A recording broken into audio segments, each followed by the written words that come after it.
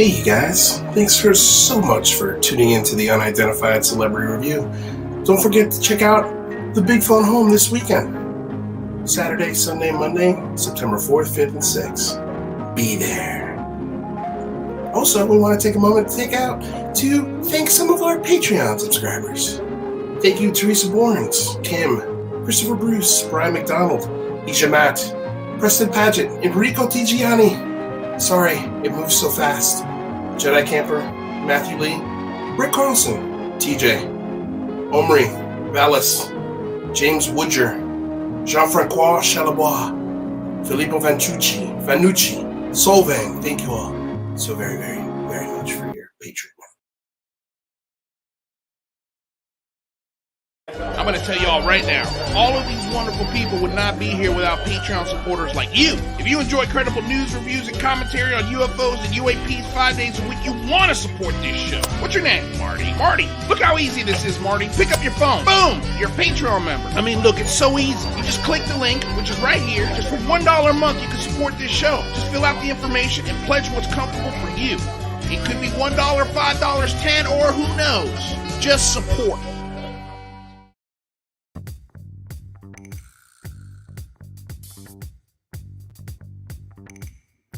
Welcome to the Unidentified Celebrity Review. I'm really glad you could all join us today. It's really great seeing all you amazing people in the live chat. Hey there, John Russell, Mo Uvla, Case for Infinity, and of course, Swink McLeod. Really great to see all the familiar faces.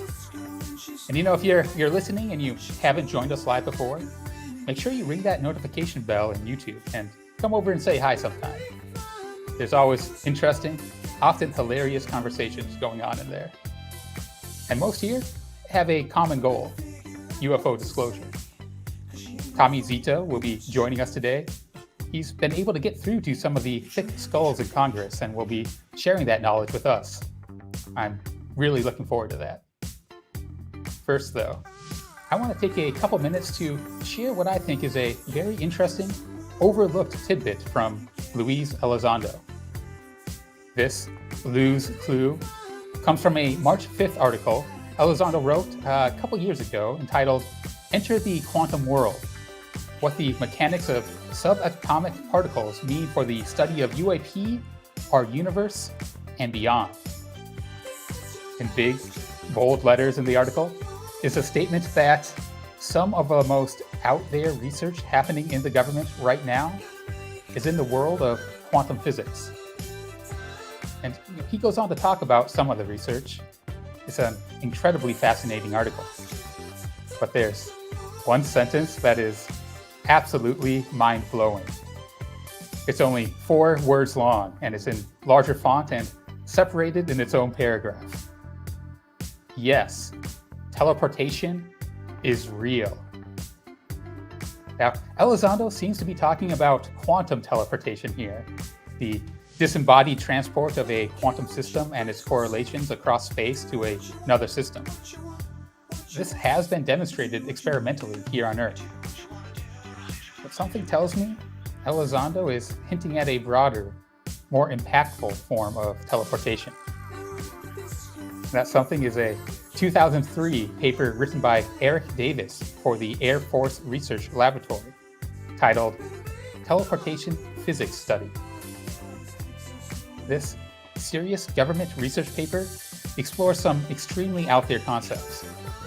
In addition to quantum teleportation, Davis examines some unorthodox approaches like manipulating space-time with things like wormholes, instantaneous travel from one point to another by way of extra spatial dimensions or parallel universes, or even the teleportation of one's consciousness through techniques like remote viewing.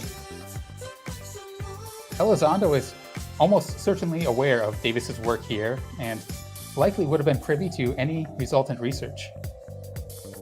I'll be digging more into this on my channel, Rather Be Squidding, so be sure you're subscribed over there for more.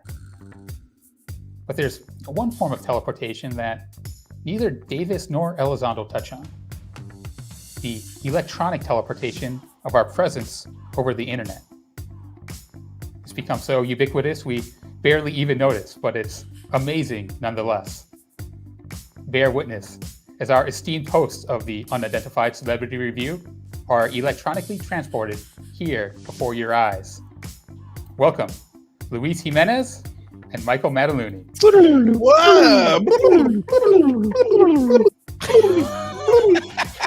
What's happening, boys? Happy Wednesday. Happy Wednesday. Indeed it is magic, John Russell. Indeed it is. It's going to be a magical day today.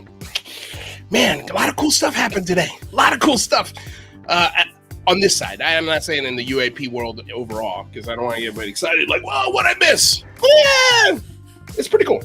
So for like the big phone home, or just in your personal life, you had a great day. For the big phone home, for all of us. Yeah, for everyone who's putting in the time, for guys like Tommy Zito, and for all of us who've been working so damn hard behind the scenes to get this big phone home going. We've got a really cool guest announcement. I'll share it today. It's a good one. I'm really excited about it. Okay, so hello, good morning, good day, good evening, good afternoon, and aloha.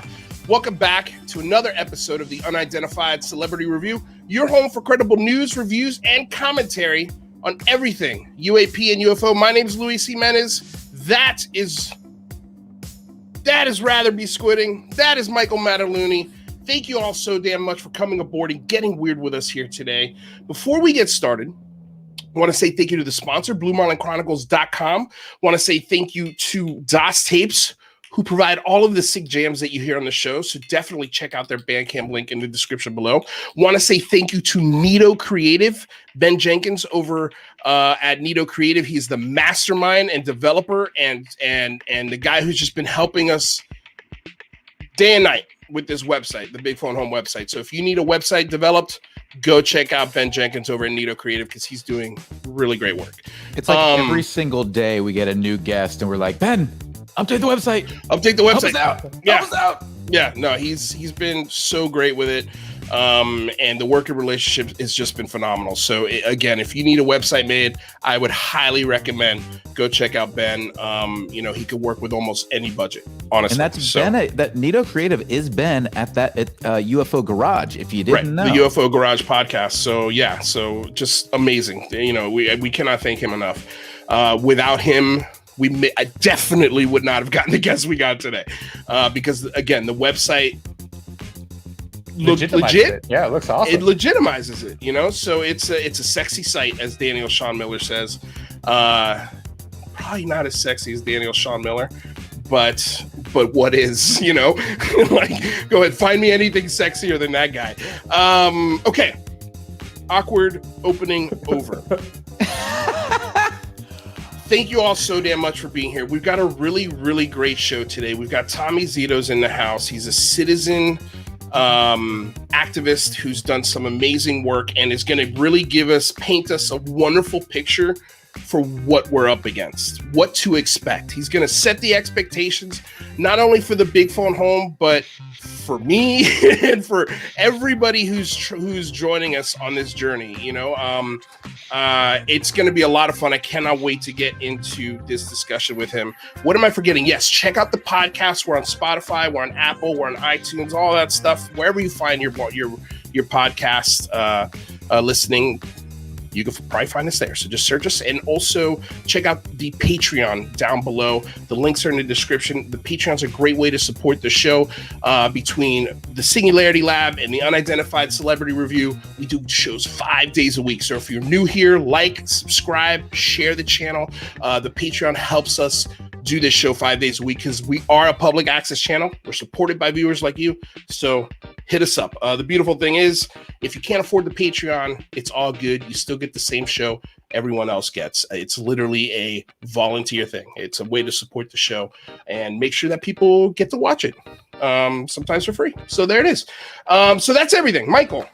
Yeah, dude, I'm just jacked up because I don't know if you saw the new deep fake from Grant, but it's a doozy. Hey, there's so many. I'm afraid that I miss them. It's Cheech and Chong. I missed it. Oh my God, it is glorious. Okay. It is glorious. We'll bring it up later for you guys. Bring it up. Yeah, we'll do that. What are we calling that segment now at the end of every show? Daily Jimenez. Daily Jimenez. Daily God. Jimenez. Know that I did not come up with that segment name. That wasn't my choice. That's user-generated content right there. What an amazing community. An amazing community. Although they could work on naming segments. You don't think the Daily Jimenez is great? I love it. I don't know. It feels weird coming out of my mouth. I guess it's just because I'm like, it's all about me. The Daily Jimenez. When we watched 2 of yours yesterday, we can't call that the Daily Jimenez. Okay. And plus with the ladies got a couple of them. Artemis got one, Jane got one, Christina got one. Yeah, so it's becoming a thing now on UFO Twitter. Yes, not just Grant anymore with the deepfakes. It's Akashi jumped on the. She's the baby Yoda to Grant. Yeah, indeed she is. Okay, you guys. So let's get into today's show. Michael, would you like to introduce our guest? It would be my absolute pleasure to introduce Tommy Zito. He is an activist, father, husband, son, truth seeker, petrol head, and believer of the unidentified. Contributor for UAP Blog. Welcome, ladies and gentlemen, Tommy Zito. How's it going, guys? It's going well. It's going well. You know what I always find funny when Rather likes a point? He does this thing right here with this golf clap, this very, very gentle golf clap. It's hilarious. Well, what happened to Michael? We lost Michael already. We're only 30 seconds in the show. We lost Michael. Check Alien Scientist. Yeah, check Alien Scientist. Did you go over to Alien Scientist show? What happened? I did. It was a quick. I just had to do a quick. It was a quick hit. Okay, so Tommy Zito. If you guys don't know who Tommy Zito is, I mean, I guess you'd be the best person to introduce yourself. But the thing that gets me excited about you is that, first of all, I just came across your activism within the last month. We kind of just really familiarized with ourselves. And that was thanks to Sean Cahill. He had tweeted something about you reaching out after 2 years of constantly reaching out to your local and state reps. You finally got your congressman. Who, by the way, is Ed Perlmutter. He's in the 7th District of Colorado. He serves, I'm so happy I remembered that because I had his website here pulled up to do that. But I got it right. So I'm really stoked about it. There you go. But he serves on a couple of committees. The first being the Science, Space, and Technology subcommittees. 2 of them that he serves on are the Space and Aeronautics and the Investigations and Oversight Committee. And I'm curious if that one maybe sort of melts a little bit into the UAP part of it, just because of the AIAA conference that just happened. So maybe. But he's also on a couple of caucuses that caught my attention. The first is the Aerospace Caucus. And then the Cannabis Caucus. So there you go. And then the NASA Caucus as well. Right. So, yeah, he was super interesting. My initial goal to go after him was because he just oversees my district. Like, I feel like if anybody, like a lot of them can say no, right? A lot of them could. They don't have to talk to me, but I felt like Ed kind of did because he oversees my district. And that's where at the end of the day, my vote lies is in District 7. So I kind of mattered, I felt, to Ed a little bit more than maybe I do just some of the others. Okay, so Tommy, walk us through this process. So this took 2 years. You actually got to sit down in a room, right? Paint the picture like I'm picturing like an office or something very simple. Yeah. Okay, cool. And you got to sit down and actually interact face to face with your local congressman. But before we get to that meeting, what I'm very interested in is the process, the constant writing, calling, pestering. What was that process like? You know, I want to hear about your frustration points. I want to hear about moments where you thought you had some great success in reaching out. So I'll let you sort of describe that 2-year process if you can. Yeah. So it really started out just like anybody else would actually go after it. Right. So when I started, I Googled, I had to figure out who it was first. And so I figured out who exactly was over my direct district, found out it was Ed. And then just like anybody else would do, I just started hitting up the website because that's how it says contact us. Right. Right. And so I did. I would write in there what I was trying to talk about, what my intentions was. I was very direct about it. I was saying that I want to have a conversation with Ed, and really that's where it was, right? I didn't want to speak to a staffer. I feel like staffers are part of the machine, yes, but they are not the elected officials. So, getting a conversation with them is good because I think it enlightens, but at the same time, it's not the dude that actually makes the decisions at the end of the day and is influenced by the voters. So I wanted to go after him directly. So I started at the website. I jumped through so many hoops, right? You'd send an email or you'd send a request and you wouldn't hear back. It was radio silence. So then I started calling. And so I was very polite to everybody I talked to, try to be at least, trying to get my point across of what I was trying to do. Mm-hmm. And also not take no for an answer. So kept going. Calls ended up getting me connected with via email. I sent an email to a legislative director, Jeff O'Neill, and then arranged a time for him and I to discuss over the phone what my concern was. And that phone call turned into a bunch of emails. And then, those emails were great, but sometimes they were intermittent, and that's what you should expect from government because they're busy.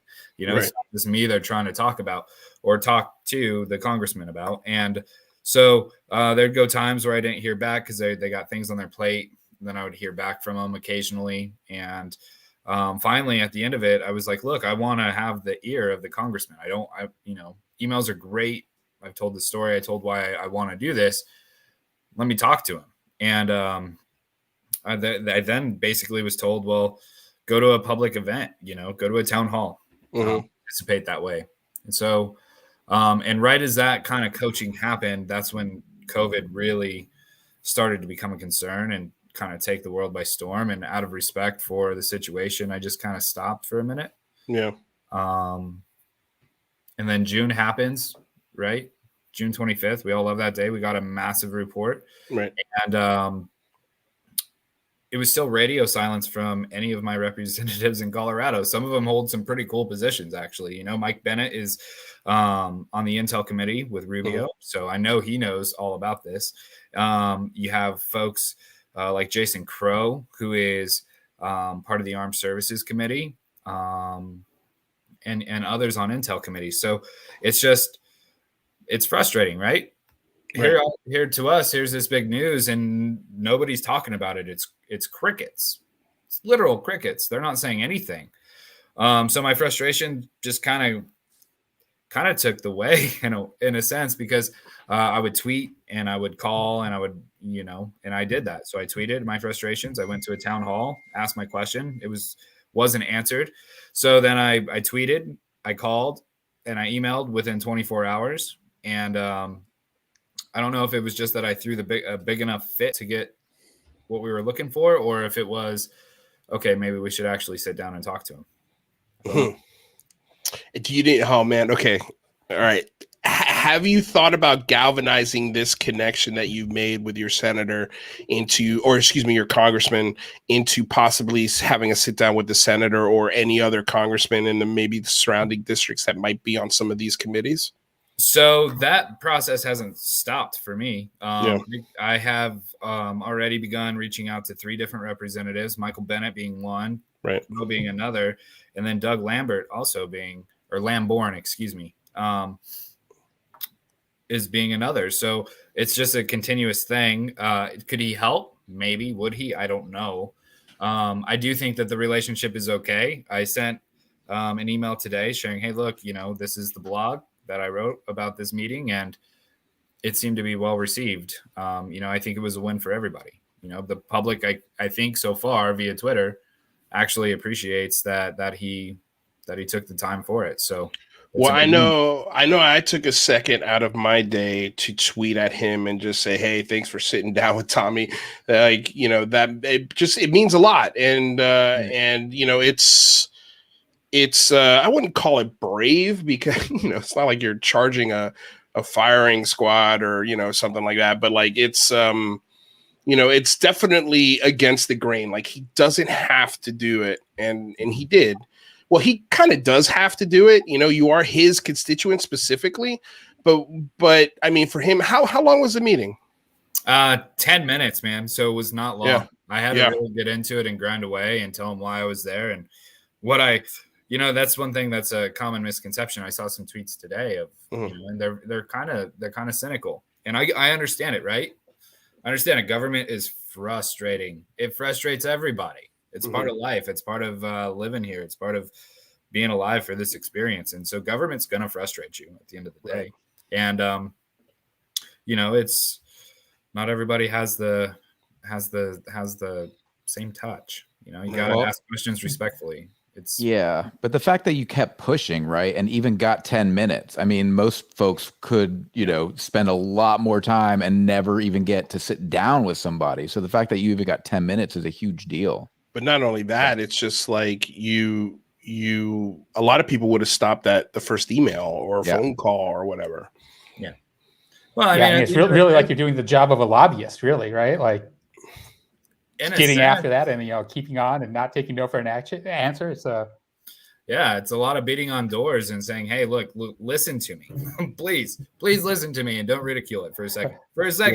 Let me explain something for just a brief moment. And I mean, there's some good parts about what my interaction was. There was some frustration, right? And I shared that. That's over with. Now it's just time to move on and hold him accountable. And even today I had reached out and said thank you and appreciated the time. And in part of the blog, I talk about Harry Reid's comments in the Phenomenon movie about UFOs manipulating nuclear weapons. And honestly, I felt he was guarded when I asked that because he did not know.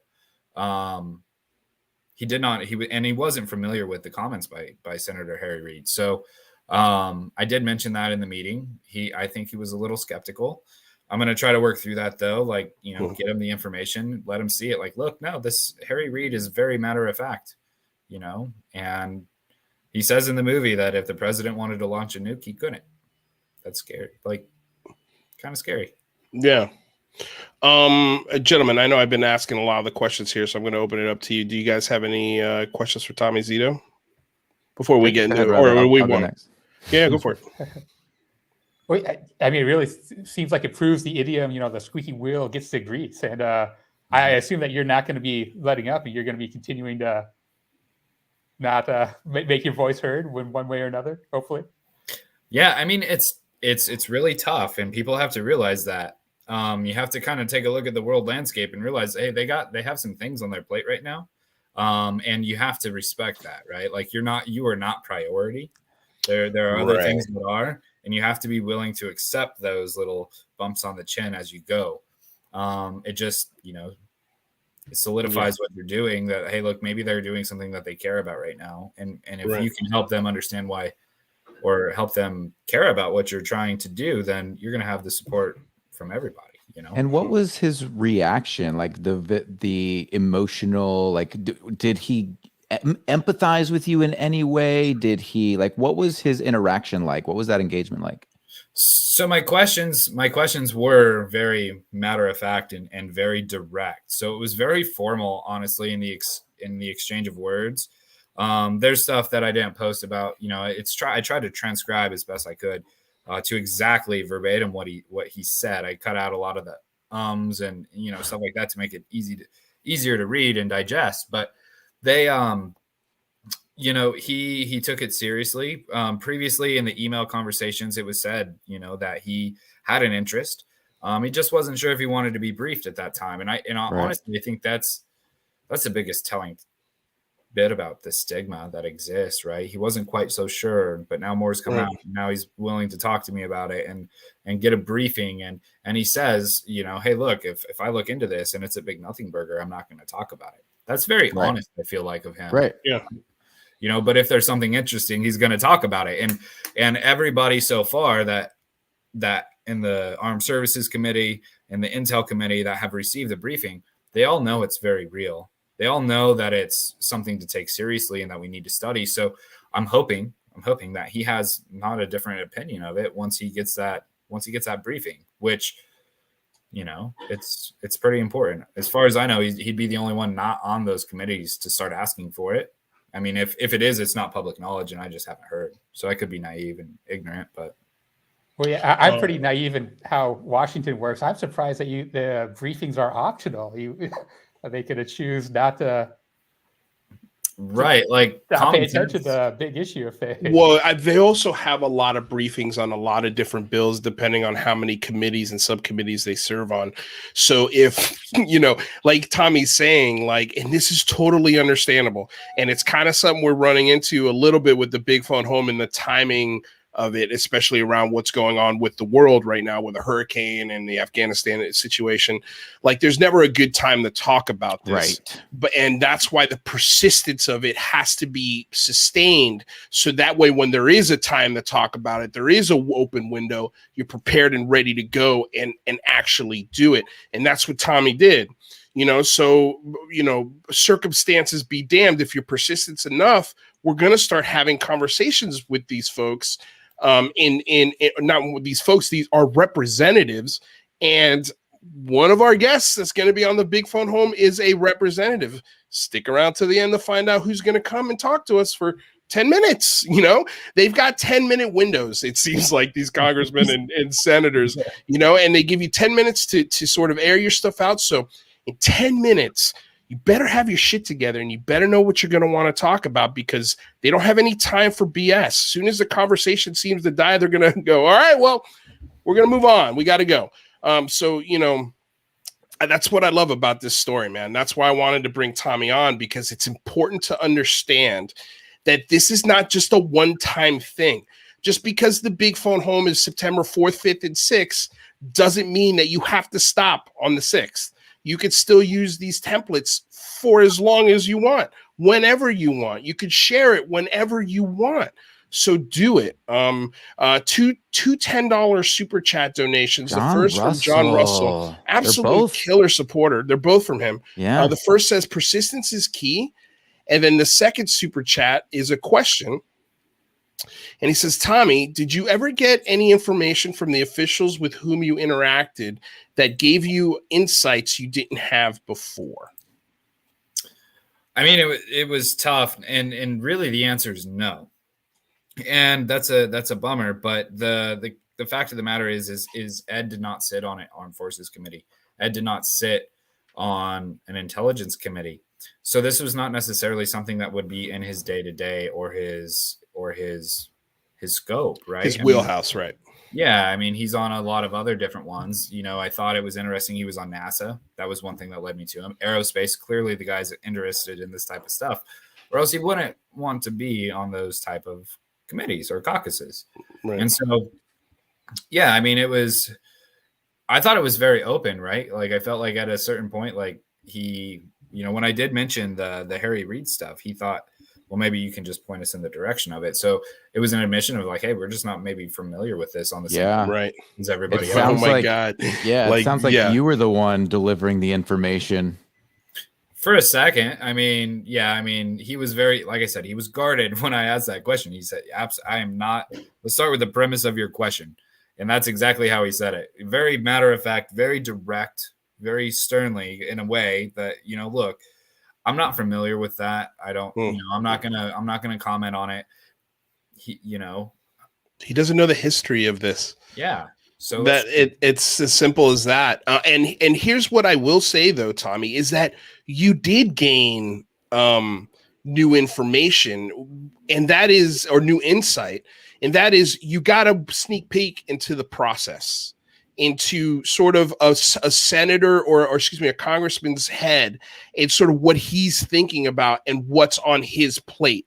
Right. And it's not UFOs. And I promise you, none of these senators or congressmen have seen the phenomenon. They don't know about Harry Reid's $22 million program. They probably never even heard of Lou Elizondo. So those are the things, or Alex Dietrich or David Fravor. I think those are the things, if you get 10 minutes, a 10-minute window with one of these folks, those are the things I think you should be focusing on and bringing to light. Hey, this is important. You need to look at this, because they don't know. They just don't know. There was another. We had two more $10 questions. Man, this is a measure of all things. Perseverance is the measure of a man. Real proud to have Tommy on our team. I agree. That's a wonderful $10 super chat. Thank you, Michael Boyle. And John Russell with another question asked Tommy, can you address any personal UFO paranormal experiences you've had? What inspired you to focus on this arena? That is a great question. Yes, that is a good question. As far as experiences go, to my knowledge, have never seen anything. I have one thing that happened when I was like a little tiny kid, but I could have just been dreaming. Do you know Falcor from the Neverending Story? I do. Yeah, of course. What's the troll's name? And I don't know if maybe I watched the movie beforehand. Or the troll that sort of gives him to the big nose and the warts. He gives away Falcor. It was like I think he was like Falcor's caretaker or something right at the beginning of the movie. Am I wrong? It's been a while since I've seen that flick. I don't remember exactly. All I remember is I was traumatized by Atreyu losing the horse. Losing the horse in the dude. Every kid I know. Oh my god! I remember one time. You ever get those days in school where it was like the day before you're supposed to go on like a 2-week vacation for like Christmas or something, and the teacher would play movies just to shut everybody up, and she could do whatever it is she was doing. One of the movies was Neverending Story, and that scene came up. And like 4 girls in the class had to leave because they were absolutely traumatized by it. I was like, wow, really? This is cool. I loved it. But he was losing the horse in the pit. No, it was sad, but it was still cool. I mean, the movie's the movie's amazing, dude. I love the movie. Yeah. Fantastic. And if you get past it, you find out, well, spoiler alert, if you haven't seen this, the horse comes back. Anyway, okay, so this is what I find fascinating is you haven't had a personal experience, man, but yet you're so passionate about it. So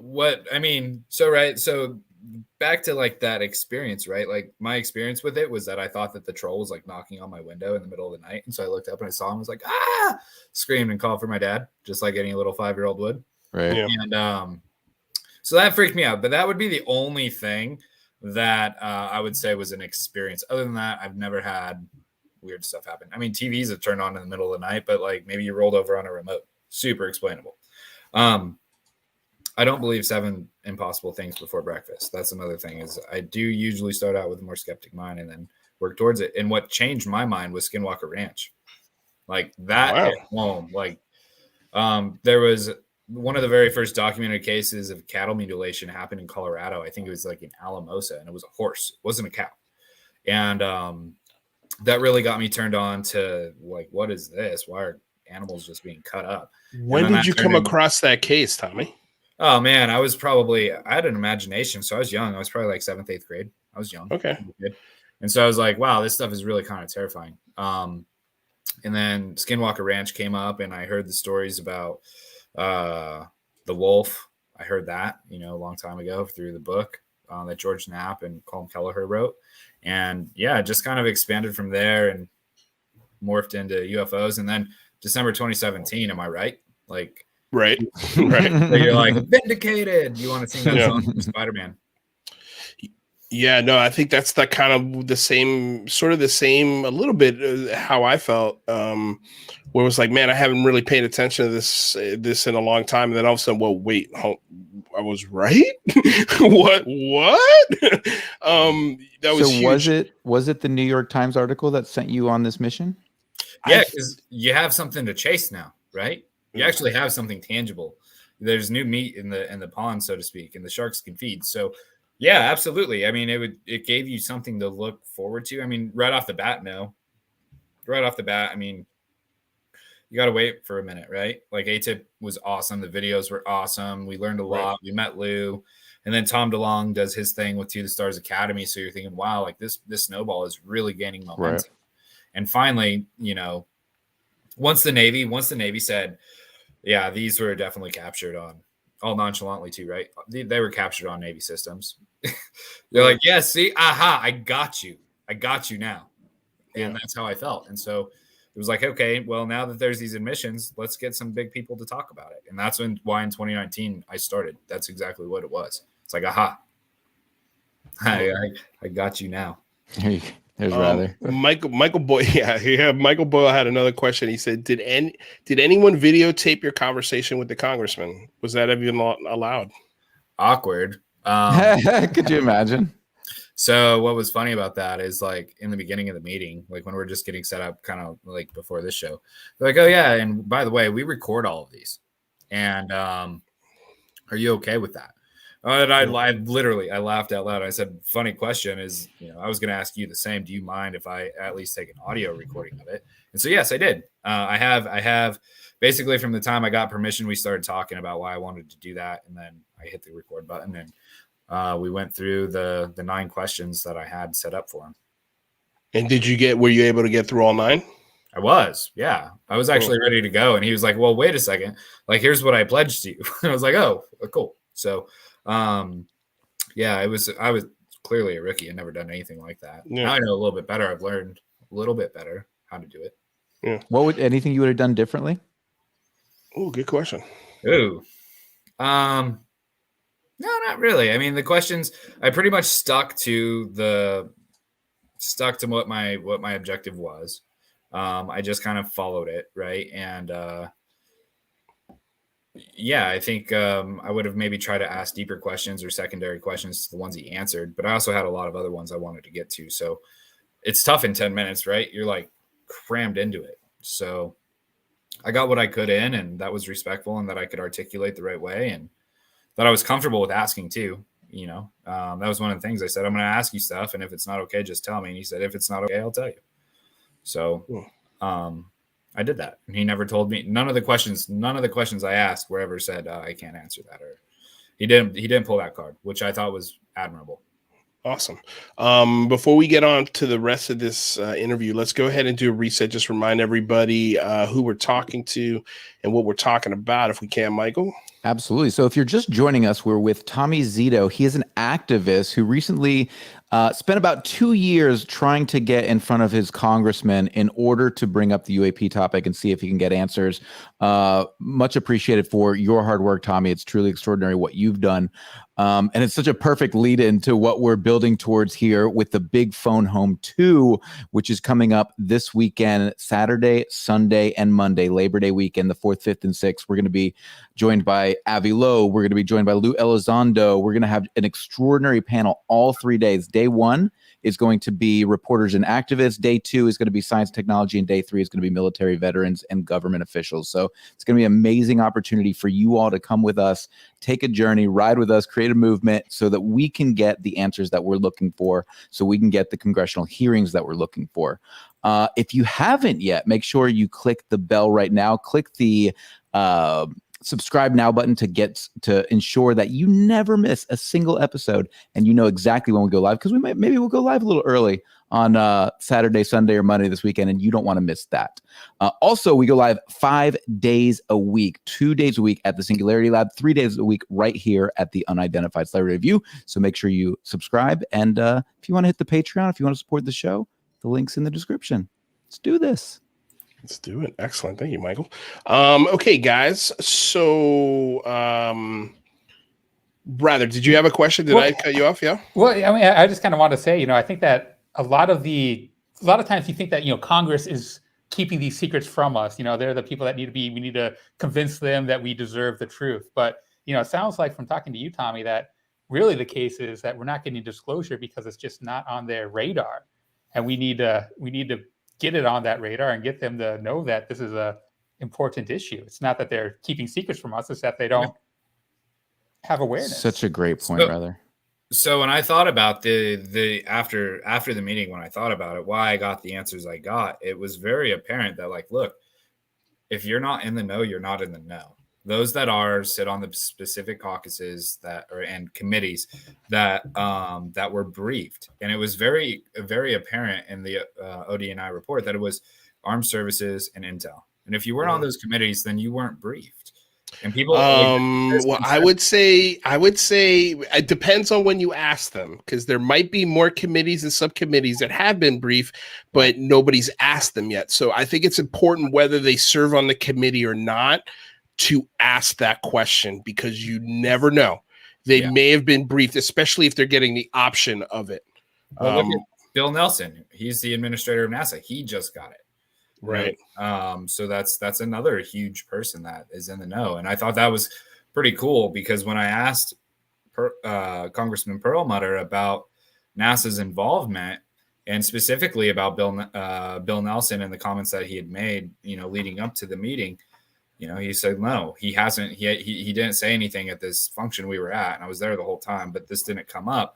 Well, now since the meeting, Bill Nelson has the briefing, and Perlmutter can then ask him about it and talk to him via the NASA caucus. So, you're bridging those little gaps that there might be missing from the topic, and they're small. They're small because they all know each other, right? It's just this big pool of people in Washington, Capitol Hill. It's all the same people. They all know each other. Mm-hmm.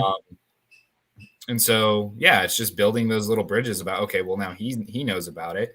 So Perlmutter now knows that Bill Nelson has had the report, and so is Michael Bennett in Colorado, and probably Jason Crow, and probably Doug Lamborn. And so now it's like, okay, maybe it's safe to talk about this. Right. That stigma's gone, and now we start really getting some decent progress. This is a momentum game. I mean, it really is. Yep. And if we can keep pushing the momentum to make sure that this does not fall out of public knowledge, then we can keep it rolling. But if we step back and kind of just let it fall, it's just going to fall. Well, John Russell, unbelievable, man. Thank you so much. Look, you even got a silent golf clap out of Rather. Thank you so damn much, man. That is awesome. Man, that threw me off. Go for it, Rather. I think if we have a Tommy Zito in every congressional district, doing what you're doing, we have disclosure. Yes. Right? Yes. Well, especially with Perlmutter, and I know you guys, again, you're going to I feel like you hate this by now. Like the whole cannabis, he's on a cannabis caucus. Like he understands how long that took, that process. So like it's the same thing, man. This is going to be, today Tommy talks to a congressman. This weekend we talked to another congressman. Damn, I'm giving clues out left and right, y'all. So these things are going to build. The more that we can get them to talk about it, the more that we can get them to answer questions, the less fear other congressmen and senators are going to have when people approach them on the topic, especially if they see how other politicians answer and see that nothing bad happens to them. They don't lose any votes because of it, because I don't think they will. I mean, this is a fun topic to talk about. Everybody is interested in it. It's a bipartisan issue. I wanted to go over the questions one by one. Okay. But before we did that, I just wanted to get your opinion on a comment like this. 10 minutes is a joke. That's like a high and buy. What do you say to something like that? It's not a high and buy. You're getting what you get, and you don't throw a fit. Like let's pretend we're in kindergarten for a second and realize that if you got the teacher's undivided attention, you're either one doing something bad, right? And that's when government might acknowledge us. You might be contacted by the police. You might be, but this was I contacted them, and so okay, what do you have to say? Let me hear it, and let me hear your concern, and then I'm going to move forward with it. He took notes, throughout the meeting. That's encouraging. But it sounds like he didn't know anything about this until you brought it up. So that alone, I think, there's value in that. Worth it. Well, yeah, you're probably a handful of constituents that he's talked to one-on-one like this. It's got to stick out to his mind. It's a memorable thing. He flat out said when I asked in the beginning of the meeting, and that's where we started, was like, hey, so Department of Naval Intelligence, right, or National Intelligence, ODNI, has released this report. Have you read it? The answer was no. Some people have had classified briefings. Would you be willing to pursue that? Yes. And that's when things awesome. Kind of opened up about it, right? And like he was very quiet in the very first beginning because he didn't know, Right. So where do we go from this? How it's not fair to ask him super deep questions because he doesn't know anything. He doesn't know. Yeah. That's just, again, like that's something people should really take away from this conversation. Our senators and congressmen need to be made aware of it, and it's something that I keep going back to. Christopher Mellon's blog that we all love, he keeps telling these guys in private meetings and publicly now that the best information that's coming on this topic is coming from, citizen activism, from citizen journalism, from, real journalism versus citizen journalism. What are the lines there? I don't know. I'm not a journalist, but this idea that all of this information is coming, this great information is being supplied by people outside of the apparatus, by the people who don't have the access to all of the radar systems and measuring systems, whether it be, whatever sort of systems that they have on these planes and aircraft carriers and so on. So, shit, dude, 10 minutes is 10 minutes. Take it, baby. Take it and try to make it as, like I said, as grounded and give them the best nuggets of this, so that gets their interest going. I think it's important. What do you got, Mike? Sorry. What do you guys think about this? This is an interesting point. Always an argument for groups I'm in about this. Do you want the aide who knows everything and all the bills, or the main guy who shakes hands but is an idiot? I would argue both, really, because you need the congressional person to hear this, at least to know about it, so they can direct the aide to go get more information. I mean, the aide is powerless, but they can feed information to the congressperson. So if you can do both, I think that's the way to go. I mean, if he just made this congressman aware of a classified briefing that he didn't know about, yeah, that's huge. I think the first thing he does when this meeting is over is say to his aide, "Hey, can you give me a hand on those classified briefings? I'd like to take a look at them." Yep.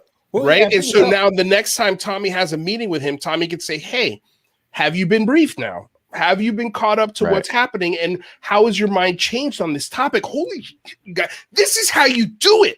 This stuff gets me excited. Sorry, Rather. What are you going to say? Well, I was just going to say, this is still a very stigmatized subject. So again, put yourself in the shoes of a congressman or congressperson. They're not going to want to stick their neck out on this issue unless they feel forced by their constituency. Because, this issue is going to have to be pressed by us. We're not going to get this handed to us on a silver platter. We're going to have to fight for it.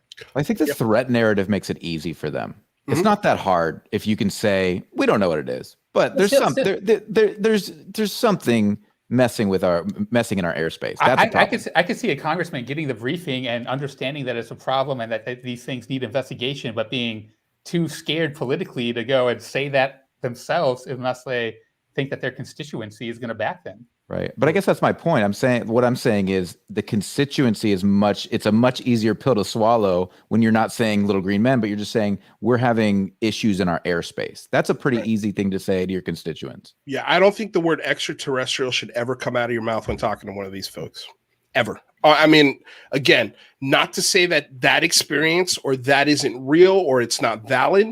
It's just they don't know anything about this. So if you lead with ET, they're out. They're gonna zone you out. This is like a pitch meeting. This is exactly what sitting down with a congressman for 10 minutes is like. I mean, you better have your questions ready and you better know what you're pitching, and it better be good, because if not, they're out. They are 100% out, and it's the same thing, man. So God bless you, Tommy Zito. Yeah. I think you did an amazing job. And without a classified UAPTF report, there's not a lot to talk about with them. But the fact that you could be like, did you miss that report? Yeah. I mean, that's huge. Yeah.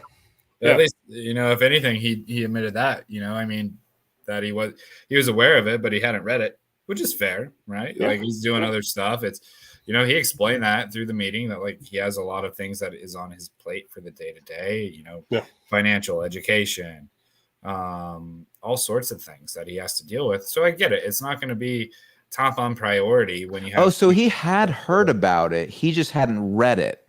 Yeah. He, okay. My first question was if he was aware of the June 25th congressionally approved preliminary report on UAP provided by Odie and I. He said, I'm aware of it. I haven't read it. Okay. I'll say I don't get that at all. I mean, I feel like that's the biggest mystery of the universe right at their fingertips. How can you not? Just the curiosity alone. Well, dude, it's the same reason why the Navy secretary doesn't look at these things when he's coordinating aircraft carriers out at sea, because as crazy as it sounds, it's like fourth or fifth on the pecking order. Is it the stigma, or is it because it doesn't take? Because it's not an immediate threat, man. It's not.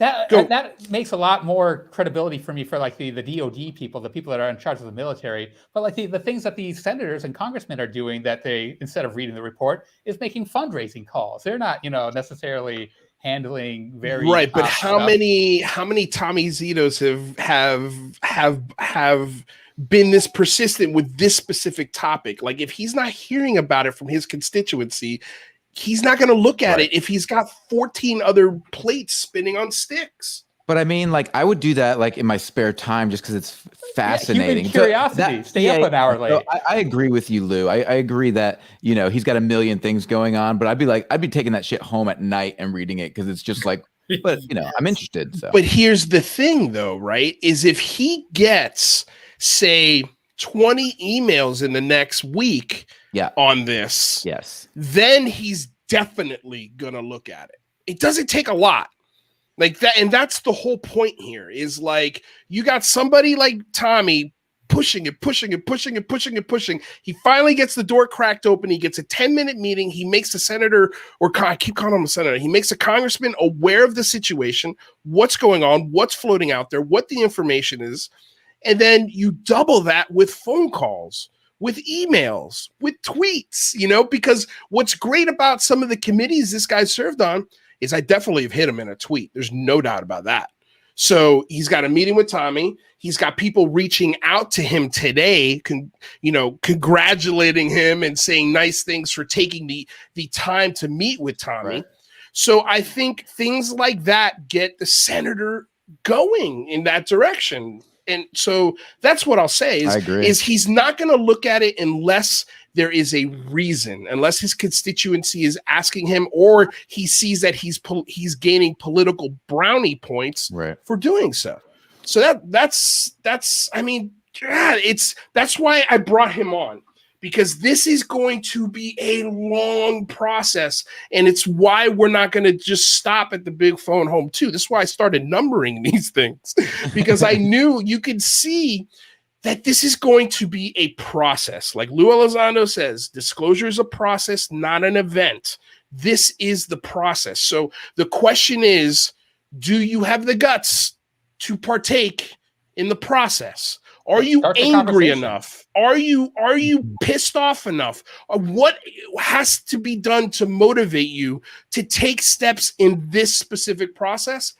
I can't answer that for you, but I hope I've provided, or that we have provided, the tools that you guys can go to and utilize and activate yourself, because this is important. Like, if you want this discussion had on a national level, if you want all of those normies that Jazz loves to call to start talking about this at the water cooler, if you want more 60 Minutes, if you want more Michio Kaku interviews, if you want more Big Phone Holmes, man, this is it. Like, this is our moment. So it's just, what are you going to do with this moment? Are you going to sit in your hands and bitch about how 10 minutes is just a high-end buy? Are you going to sit in your hands and just bitch about how none of this changes everything, even though I've never done anything like this before in my life, but I'm going to go ahead and give you the result of something I've never tried before? Like, come on. Like, listen to yourself. Just give it a shot. Help us. Like, everything that we've done is free. It's easy to do. And just, if you do it once a week, we're in. Like, we're in. If you do it once a month, we're in. It doesn't take a lot. Set it in your iPhone calendar. This is coming from me. I am the worst with iPhone calendars, but you know what I'm saying. I'm sorry to go on a rant, but it's important, you guys. It's important. Yeah, we know what doing nothing gets us, right? And, I mean, we've already had 70 years of nothing. Yeah, and Tommy's, I think, proof that doing this works. You can get people to listen to you, or at least spark interest at the very least, right? I mean, at least get them curious. Spark the curiosity. It's just one of those things. It's, you put in the work. The meeting was a byproduct, I think, of just me being the squeaky wheel. If you're asking my honest opinion, that's what I think it is. Yeah, I think it was me being a squeaky wheel and them tired of dealing with me. I said, I don't know if I can ever answer that. Maybe something changed. Maybe they're like, okay, now it's safe to talk about this. Right. I don't know. But I think it was just the persistence and the direct connection between the congressman and I as well. Like, I do live in his district. Right. Maybe I am a vote that matters to him. You never know. So it's just part of it, right? You just go, you ask the questions, that's another thing too. I see a lot of people out there saying, oh, well, I've tried this and it doesn't work. And it's like, well, first of all, who are you asking? How many times have you asked? Are you being professional and respectful? Right. You have to maintain that, right? Nobody's going to talk to the guy that's just screaming and yelling. Nobody's going to do that. Be professional, be respectful. And if you can do that, and you know, that's what it really came down to. When I called, I got connected with the constituent services lady, because I don't know if maybe I needed it. But anyways, I just shared it. And, you know, she was matter of fact. You've called, you've written, you've tweeted, you've left voicemails, you know, and I took it as like a little bit of a shame. Like, why are you doing this? We have other things, bigger fish to fry. But at the same time, I also pled my case. I was like, I appreciate you being annoyed, but you have to understand where I'm coming from. I'm annoyed because I've done everything that your office has asked me to do for almost 2 years. 2 years. I was 32 when I started this. I'm 34 now. Time has passed. So this is what I'm asking for. I'm being very direct. Make this happen, and then, you know, it's smooth sailing. Like, let's make this happen. And like I said, like, I emailed back to them today and I said, thank you. You know, people are excited about this. Right. This is a win for both of us. For everyone. Cheers. That's what's great about it is that it's a win for everyone, especially if he reads it and then makes a public statement about it. That's huge. And that's because of that directly ties to what you're doing. So, you know, if he becomes the next Marco Rubio, it's because Tommy Zito was his squeaky wheel. Right. So that's important. So real quick, we're not going to have enough time to go over all the questions because we've got some friends from the UAPblog.com joining us here in the second hour to talk a little bit about that and sort of the response they've had from your meeting. So what was your favorite question to ask the congressman in your 10 minutes? Or better yet, what was your favorite answer? I guess maybe. Because maybe your favorite answer doesn't necessarily correlate with your favorite question. Right. Yeah. Because it doesn't. It doesn't. You know? The big one to me was when I asked him directly if he was going to be speaking to other congressional leaders in Colorado. Would he be open to that? Has he already done that? You know, are you going to pursue this further? And what got me excited was that, like, yeah, absolutely. You know, he understands that Michael Bennett can't talk a lot about what he's doing because of the security clearances involved. So Bennett might not be able to talk about it, but he can talk to it about other members and be like, hey, you know, I had a constituent reach out to me and you know, for all I know, he's laughing at me at dinner with these guys, joking like, oh, look at this, you know, this guy, but he's not. You know, he's probably going to be more like, hey, I had a constituent call. This is what we're seeing. You know, a lot of what he said is true. There's not a lot of denial that we can have with this. Like, we need to maybe take a look at this. Encourage them. You know, he's interested in space, being on the NASA caucus. He's interested in flying vehicles, being on the aerospace caucus. It's a perfect fit. Why not champion a little bit of an idea, you know? Yeah, I can picture them eating pizza being like, hey, did you hear what Harry Reid said about these UFOs? Like, yeah, you could really get the conversation started. Right. Well, I mean, did you get a chance to ask him about what his thoughts about the NASA administrator, Bill Nelson, and former astronaut were saying about, you know, sort of NASA's not new, but sort of their a new focus that they have is in regards to answering this UAP question? I did. I asked him directly that Bill Nelson, and I'm quoting from the blog here, so that's why I'm not looking at y'all. No, Bill Nelson, NASA administrator, asked NASA scientists to look into the UAP issue. What additional steps is NASA taking, and are you aware of any? He was not aware of any. Wow. He's aware. How could he be on the NASA caucus and not be aware of what Bill Nelson, the NASA administrator, is saying? That's pretty wild to me. You know, well, he was like 3 weeks prior to this meeting, which was before Bill came out, I think. Yeah. In all fairness, right? The timeline to me doesn't make, you know, I mean, that meeting with the administrator happened 3 weeks before Ed and I sat down. So, he was there the entire time. The topic just didn't come up. I further asked him how NASA was coordinating with DOD and DOE. Yeah. And he said he doesn't know if they're, basically in layman terms, he wasn't sure if they're coordinating on this, right? He doesn't know if they're coordinating efforts for anything when it comes to things that are unidentified, but they do coordinate for other things, which is, to me, is encouraging, which means that, okay, well, these guys are already working together. Sorry, guys, maybe we have to put another little thing you got to look for that's kind of erratic. We don't know where it comes from. We don't know what they're doing. And you got to look at that and hold the data. That might be annoying for them, but they already have the skills in place to coordinate with one another, which to me was encouraging. So, it's like maybe in the future there is a board under NASA that can help get guys like Neil deGrasse Tyson and other skeptical scientists to take a look at it, because science is black and white. It's not about it's funny in Neil deGrasse Tyson's masterclass thing, he talks about whether things are like a personal virtue or not or whatnot. And I really think that to him, he's skeptical of it because it's a personal admission. It's not based off of science. Right. Do you think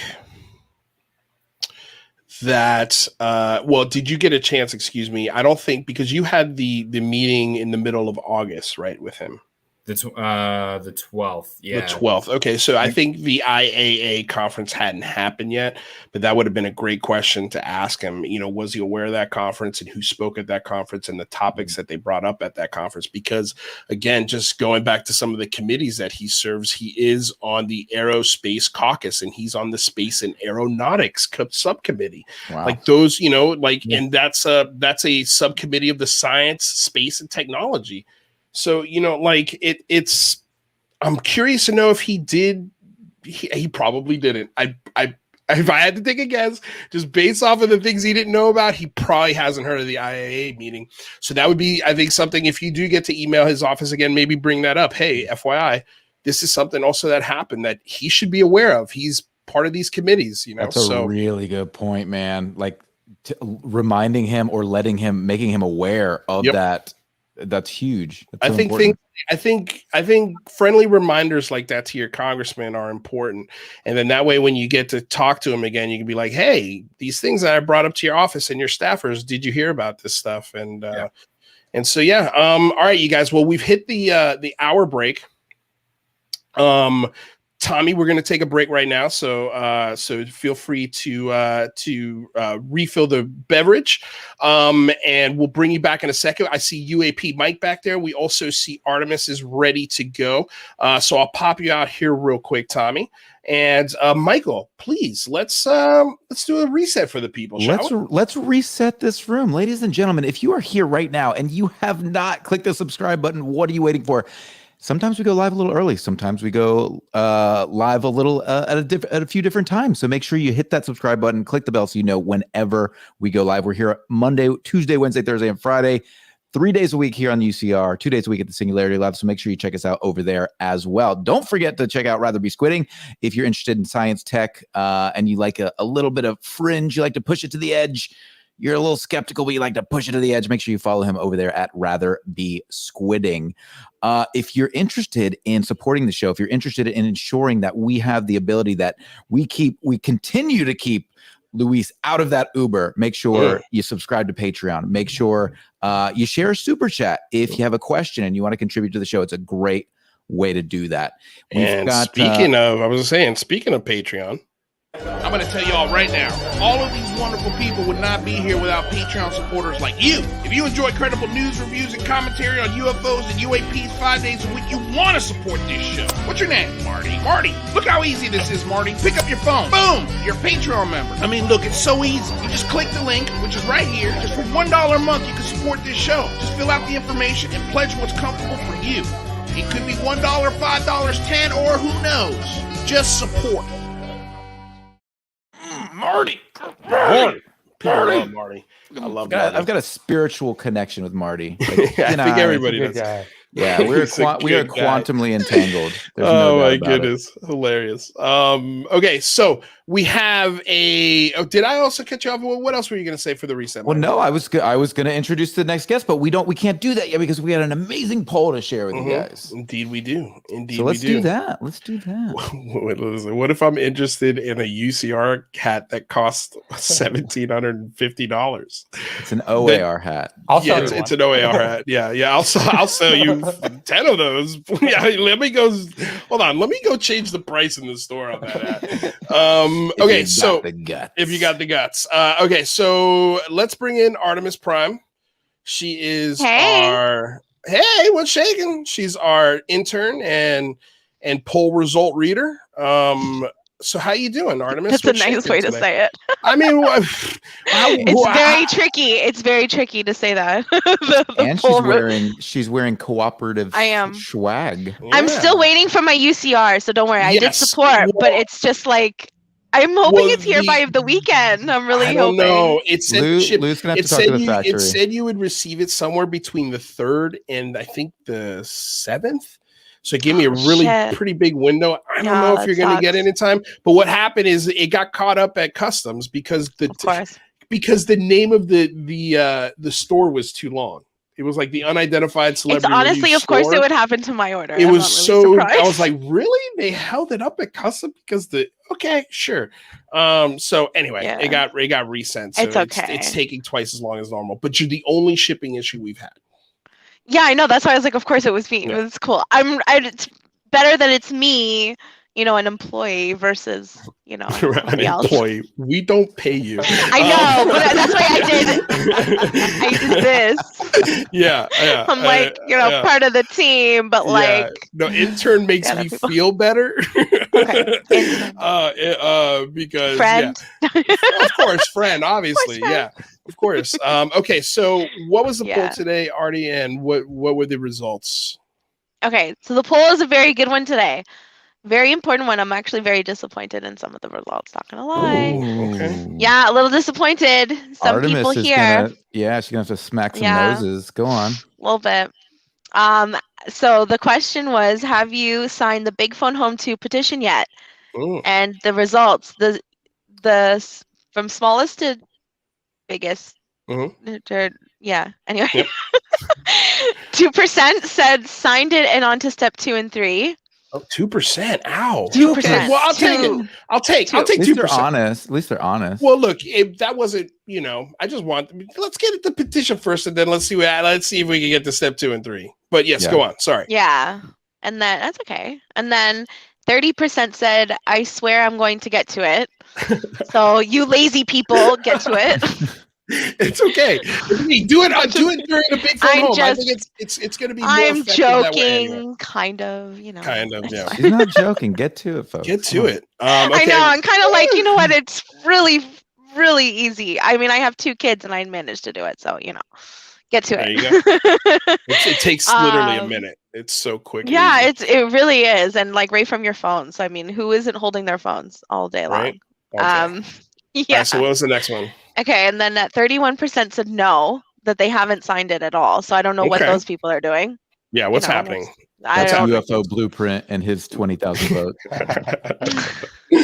and then 37% said yes. So that was a good number. So majority of the audience has signed it. That's good. The majority has signed it. A lot of people haven't though. What was the percentage that have signed it off? 37%. 37. That's the majority. Yeah. How many votes were on there? How many people voted? It was 123. Damn, that's as many. That's everybody in the whole thing. Okay, so guys, let's get this F minus to maybe an F for the week. Let's see if we can get 50% of you guys. It's only 13% more. We can do it. It's super easy. So easy. It's the easiest really part. easy. Can you not sign it if you're not in the USA? Simon says lots of us aren't in the USA. Can you not sign it if you're not a Were you able to sign it? I was able to sign it, but I obviously didn't do step 2 and 3 because I don't have Congress. But right, but you could tweet at Congress. You could tweet at Congress. That's what Simon was talking about. Yeah, but I can't do the other stuff. Like, but anybody I don't can have sign a state. it, right? But I signed it. Okay. So Interesting. I don't know. Well, I'll check on that. But as far as I know, you should be able to do it. Unfortunately, Mo's indisposed at the moment, so wasn't able to sign it. But hopefully, that's totally understandable. He's been kidnapped. He'll be back with merch in orbit soon. Yeah. All right, Artie. Well, I guess I forgive that person. I appreciate you stopping by, my lady, and reading the poll results. 30. I'll take it. Yeah, 37%, not bad. But the other 31%, like people, I hope you step up, make a change. Every person counts. Every time I hear people say that their vote doesn't matter, that their whatever doesn't matter, it's like if every person thought that, nothing would ever get changed and nothing would ever get done. So be the change that you want to see in the people. I'd love to know how to sign. Jim Wilbur, just go to thebigphonehome.com. And it's the very first it's in step. like all of our link trees, I think, and all over Twitter for sure. It's Matthew easy to Riot. find. Come on, you don't know what the website is, bro. I don't know what the fuck the site is. No way. There's no way. Do you live under a rock? Come on, dude. The big absolutely home.com. So real quick, you never know. Just so you know, this is the bigphonehome.com right here. Look at that. It even has a phone with the number 2. So let's do it, people. Super easy website to use. We've got, as you see, 2 days and 10 hours left until our event. This is how you sign the petition. You go to step 1, you click sign the petition, and you just put in your email and I believe zip code. Maybe that's possibly why some people can't sign it if they don't have a zip code. I'll check after the show to see if there's a way I can remove that or if that's an issue. So if you're out of the country, I do apologize. But if you're in the country, you don't have any excuses. There's 625 signatures right now. I'm going to have to see how I did that because I did that. Is the Big Phone Home link in the description? It is. Yeah, it's in the description, guys. It's definitely in my link tree. So check it out. Click on Lou's link tree in the description. And you don't have to yell at us in all caps anymore. Yeah. And then again, since we're here, step 2, just put in your, you could go contact your congressman, just put in your zip code, or you could contact your senator and just put what state you're in. It's super, super easy. Just choose Look at this, state. people. I put it in the chat. So no excuses. No excuses. It is right there. There it is. In the chat. In the chat. So it's official. And then, we've got our calling bullet points, our email template. So if you want to send an email after you get your congressman's email information, and then you could also send tweets with us, which we've been doing throughout the week.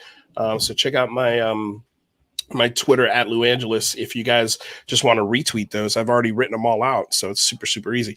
All right, so let's and Kelly Barnes. I want to shout out to Kelly Barnes. She just said she signed it, so thank you. Hey, Lou. Somebody in the thing said they signed it. So yeah. What we should also do, Lou, is for the Big Phone Home, like put it at put the link directly to the petition in the very top of the description. Or I guess we could just put it in the chat. Well, you know what no. What we could do is we could put it we could pin it up. I was gonna say, can't you pin a thing or whatever? Yeah, we can pin it. So if we'll do that. That's cool. We'll pin we should probably do that every show, but we have the polls. So yeah, from here and through the Big Phone Home, we'll just go ahead and pin it. Okay, Artemis Prime, thank you so much for being here, my lady. We truly appreciate it. We'll see you on Friday. Yeah. Right? Is there no show tomorrow? No. Well, I always think of Rather and how he's like here only Monday, Wednesday, Friday. Anyway, all right, we'll see you tomorrow. Okay, sounds good. All right, bye. Guys. Cool. All right, Michael, would you like to introduce our next 2 guests and reintroduce Tommy Zito for everyone who doesn't know that? Yeah, Tommy Zito is going to be rejoining the second hour of the show. He's an activist, father, husband, truth seeker, petrol head. I want to learn more about this petrol head stuff. Believer in the unidentified, contributor for UAP Blog, which leads us to our next guest. UAP Mike, who is a New Jersey native, studied business, graduated from a small Catholic college. His current day job is capital equipment sales, but he's the mastermind behind the UAPblog.com. Welcome, UAP Mike. Hey, thanks, guys. Thanks for having me. Yeah, it's absolutely great to have you. How are you?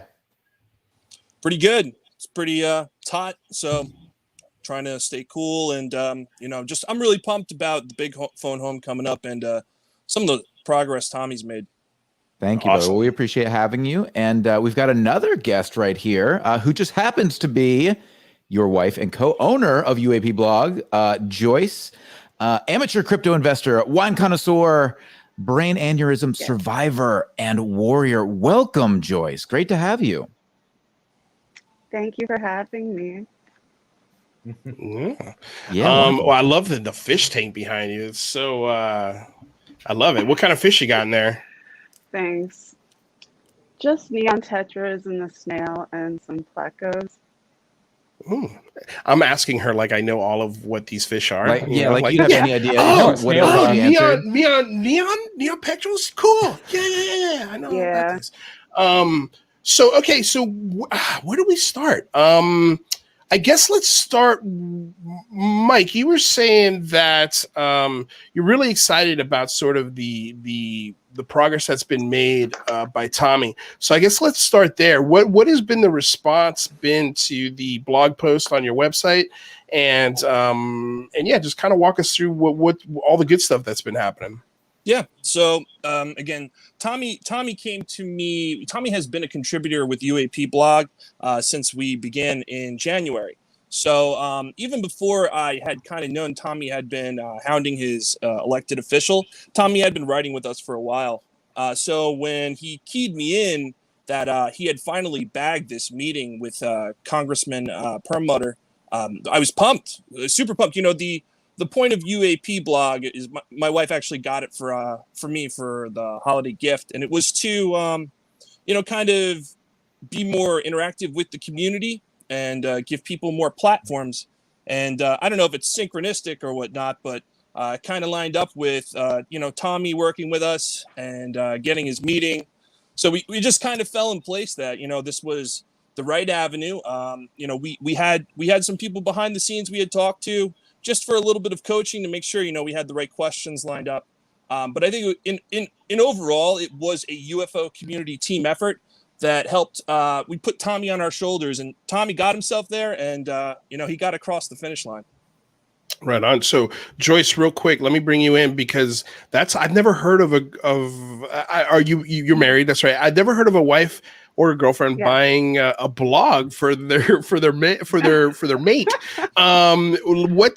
inspired you to do that? We're giving him something to do. So. There's the truth. Okay, so was he? So I guess my question is how much do you how involved are you in the blog other than buying it for him and inspiring him to do this work? Do you also how do you contribute to the blog? Obviously, I think you do because you say you're co-owner of it. So I'm curious to know how you contribute. Other than not killing him. Pretty much like the webmaster. Got it. Other than that, I'm just the webmaster. Okay. And I try to reach out to my followers list and see if anyone wants to contribute, I guess. Okay. And so what did you say to yourself? Like, what made you think that UAP Mike and Tommy were ready to do something like this? I mean, other than outside of just giving him something to do, like some part of you must have thought he was going to be really good at this. So can you talk about that a little bit? Well, I might be biased, but I think highly of my husband, and I also think highly of Tommy. And I've been following their journey for a while now. My husband, a few years, and I just felt like they were ready. My husband was ready for it. So there's not really an outlet for many experiencers to go to, and I guess we wanted to fill that hole. Right on. And are you an experiencer? I am not. Okay. Wow. We share a sighting. We do share a sighting. All right. You share a sighting. So I don't know if that's an experience. I'm like, that pause was like, whoa, man, that was very intense. Yeah, but okay, so UAP Mike, she got high roll. Well, you're wearing a hoodie, I think. It's freezing in here. Oh boy. It's okay. like all right. an icicle. All right, so Mike, maybe you and Mike should switch rooms.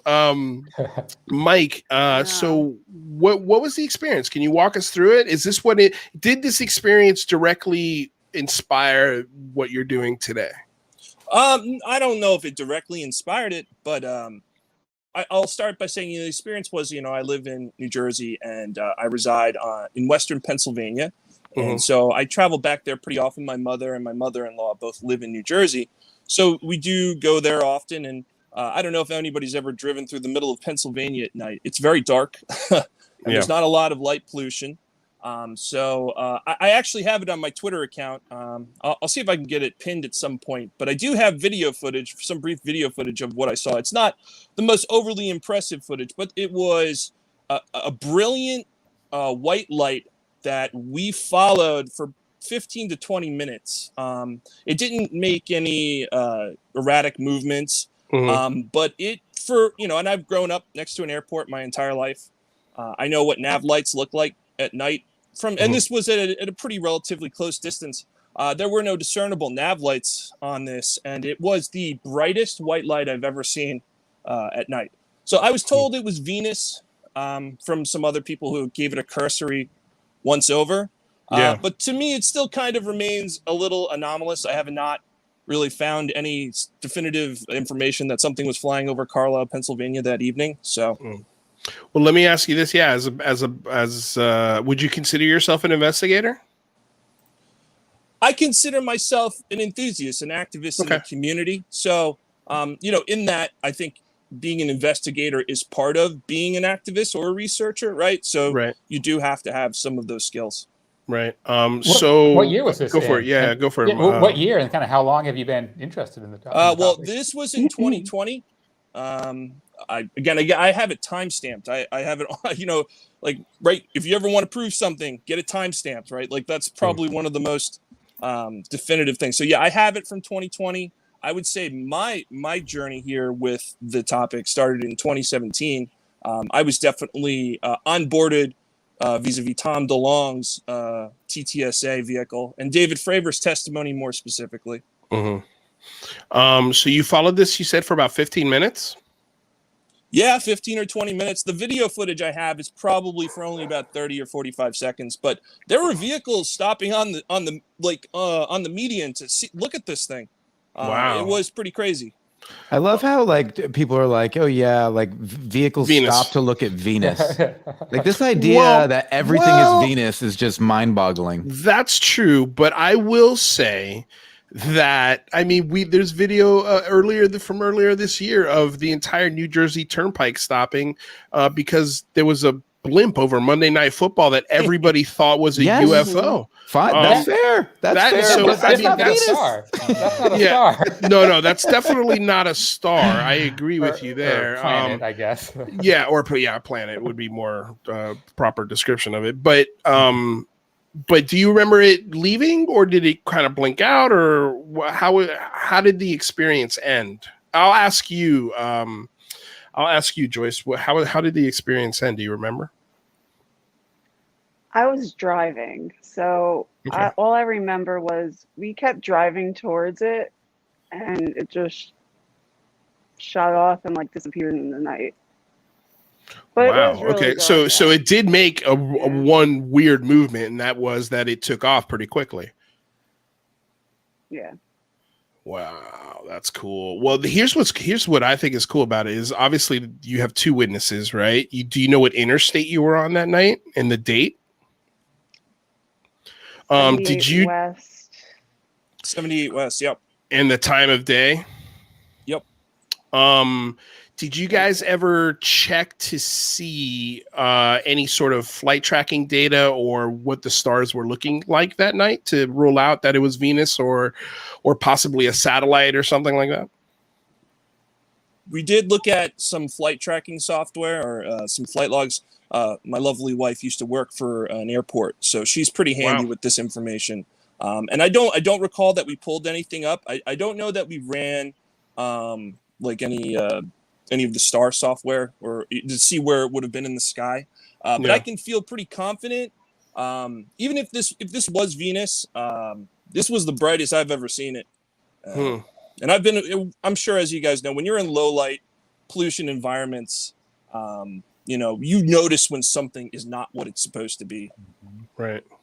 Well, I've seen Venus do, I mean, living in California, I remember when I first saw Venus out here, it sits above the ocean, and because the atmosphere is really hazy, it gives it a glow as if it's kind of moving around. And I sat there and watched it for about 20-30 minutes one day, and I'm like, okay, it's gotta be Venus, because because it moved slowly down, until it disappeared, like a planet would going through our atmosphere, right? So there was never any crazy movements to it. I got binoculars on it, and I didn't see any sort of other lights or anything like that. But Venus can be tricky, but Venus doesn't zoom off, and usually Venus doesn't stop a whole freeway of people to take a look at it. So that's a cool story. I appreciate you guys telling us that. And I find it. So how did you and Tommy hook up,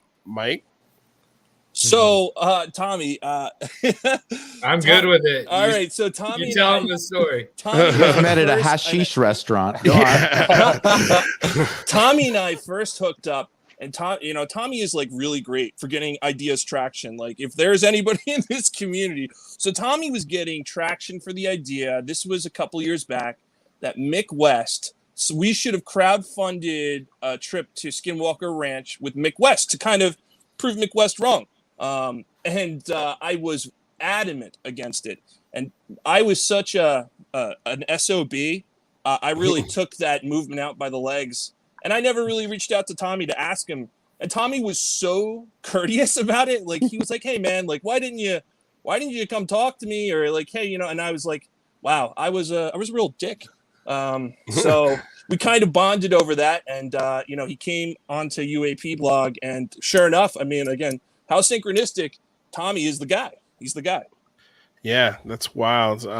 Tommy, what is it in particular that you love working about or doing, collaborating with Mike and Joyce on this? The no filter, man. The no bullshit. Really, at the end of the day, I can ask him a question. Hey, is this stupid? I'll get a yes or no. Like, hey, is this stupid? And I trust that to a certain degree.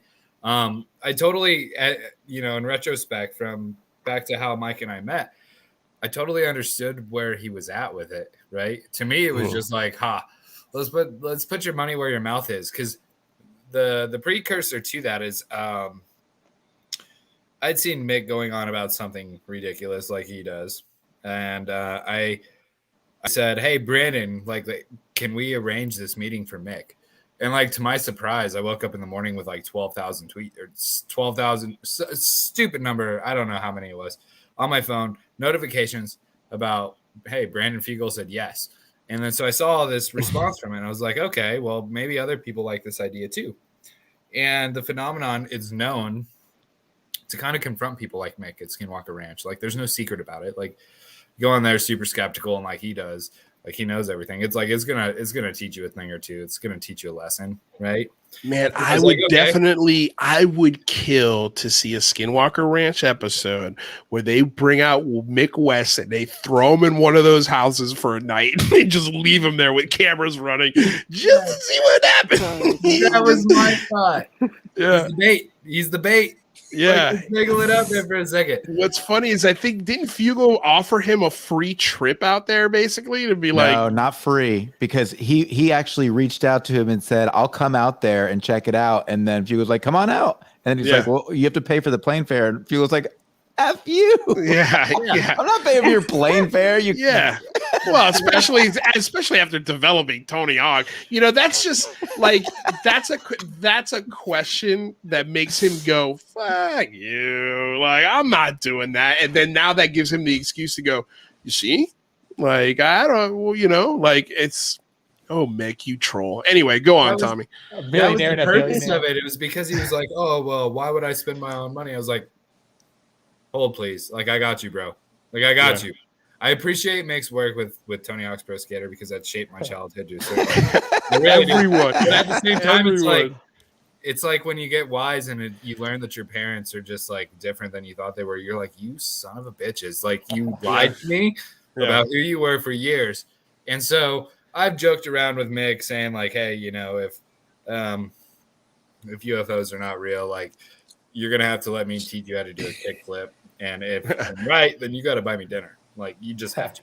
I've just dealt with you for too long. And so yeah, I was like, well, I'm gonna make your problem not a problem, and so I put up the GoFundMe to send Mick West to Skinwalker Ranch. And that's kind of where I made my UFO Twitter landing. And some people liked it, some people didn't. But hey, it made some cool friendships at the same time. That's awesome. What did you end up raising? Did you raise the money? Like $200.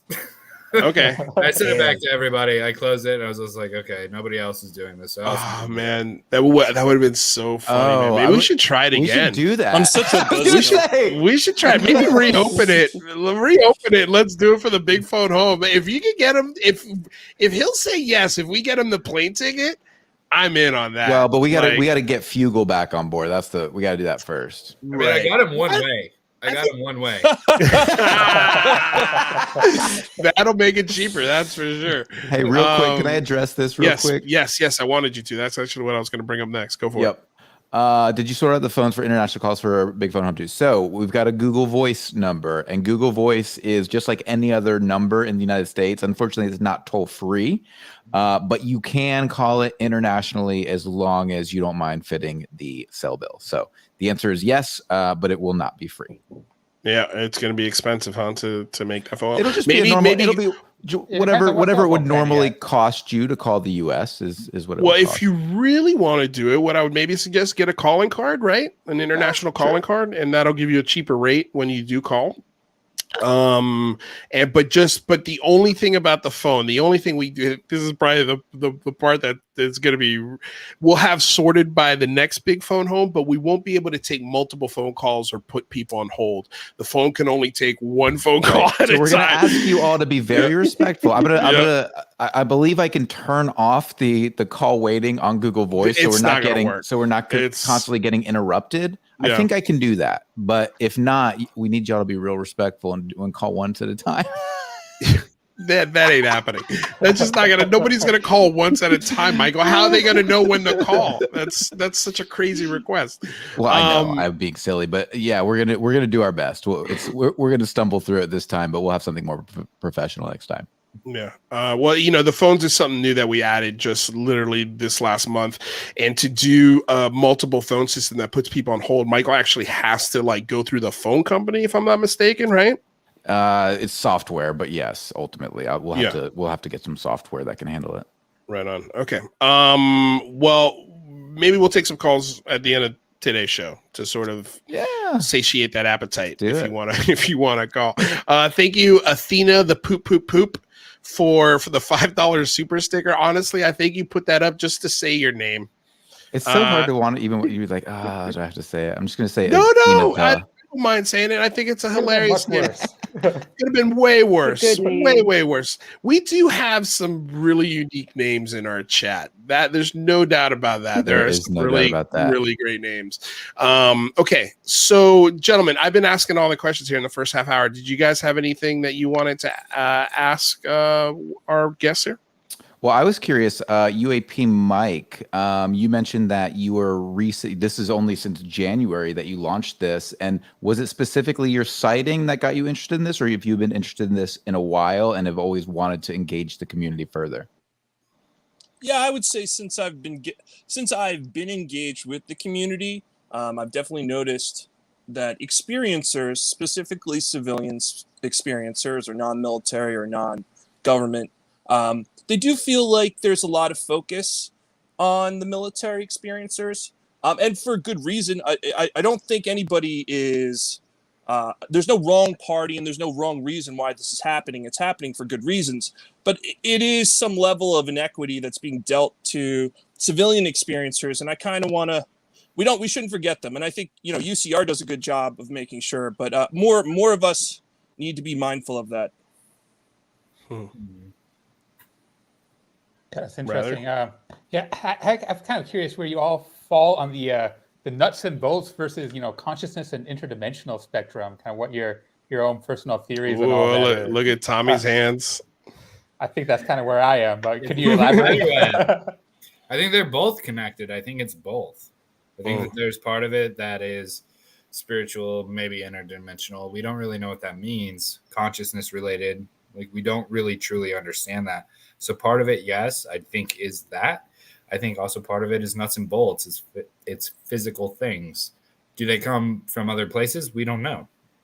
We don't even know if they don't come from the ocean, right? So let's not jump to any assumption of what it is and where it's from.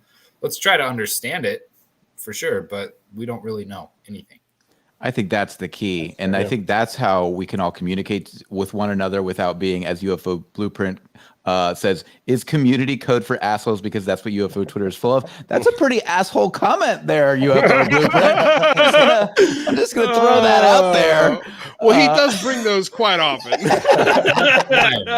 does like having fun with the show with his comments. That is for sure. He's not afraid to tell you how he feels, which is what I love about it. We're him. having fun, yeah. And I'm saying, like, we can have fun with that, but it's better in a long form conversation like this, because when you're in the heat of the moment on Twitter and you get those 140 characters and it's like back and forth and everybody's insanely raging, that's where it very much feels like assholes. But like when you can have a conversation like this and we can poke fun at each other and have a good time, I think it's a lot different.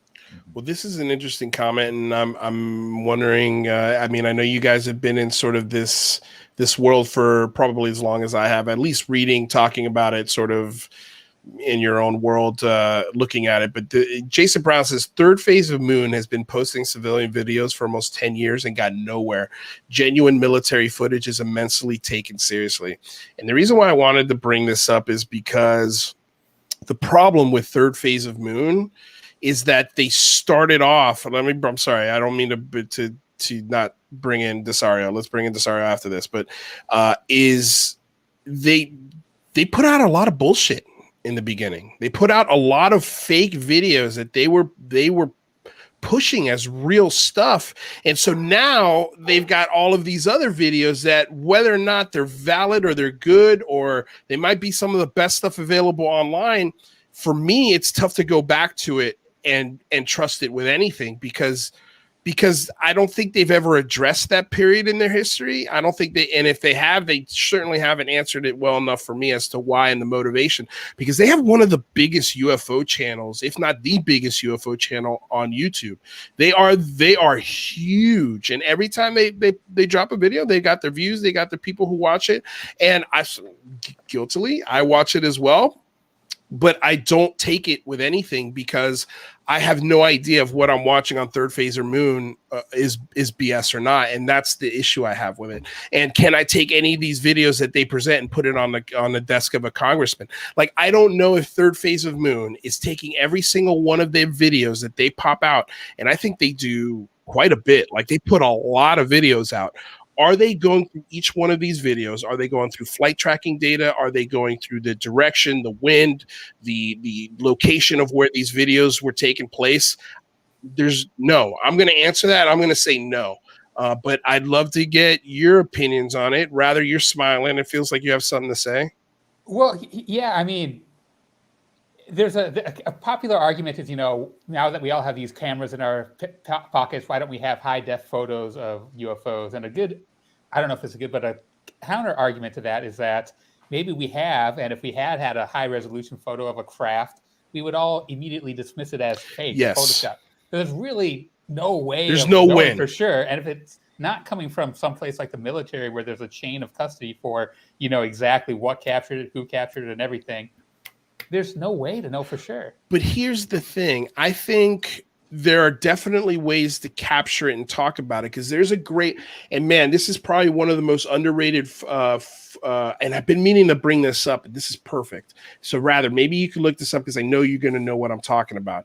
There was a drone company out in the state, if I'm not mistaken, it was Utah, that was taking stock footage of the desert. And in this stock footage, a disc comes flying through the valley in front of the drone. Beaver Valley.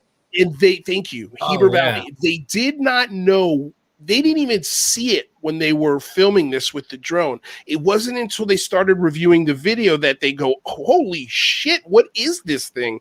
And then after it's analyzed, after it's got all of the proper data points to it, every single person that has gone over this video that is a professional cinematographer, that is a professional special effects editor or creator has looked at this and said, this is real. This is a real piece of footage. This object, whatever it is there.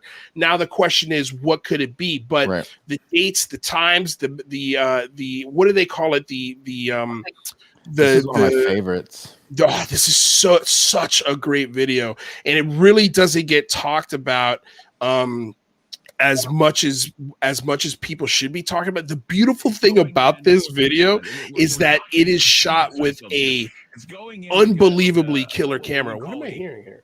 He does the guy who took the footage does some play-by-play commentary. Oh, so okay, it's actually pretty interesting if people do get a chance to listen to it. He's got some interesting insights.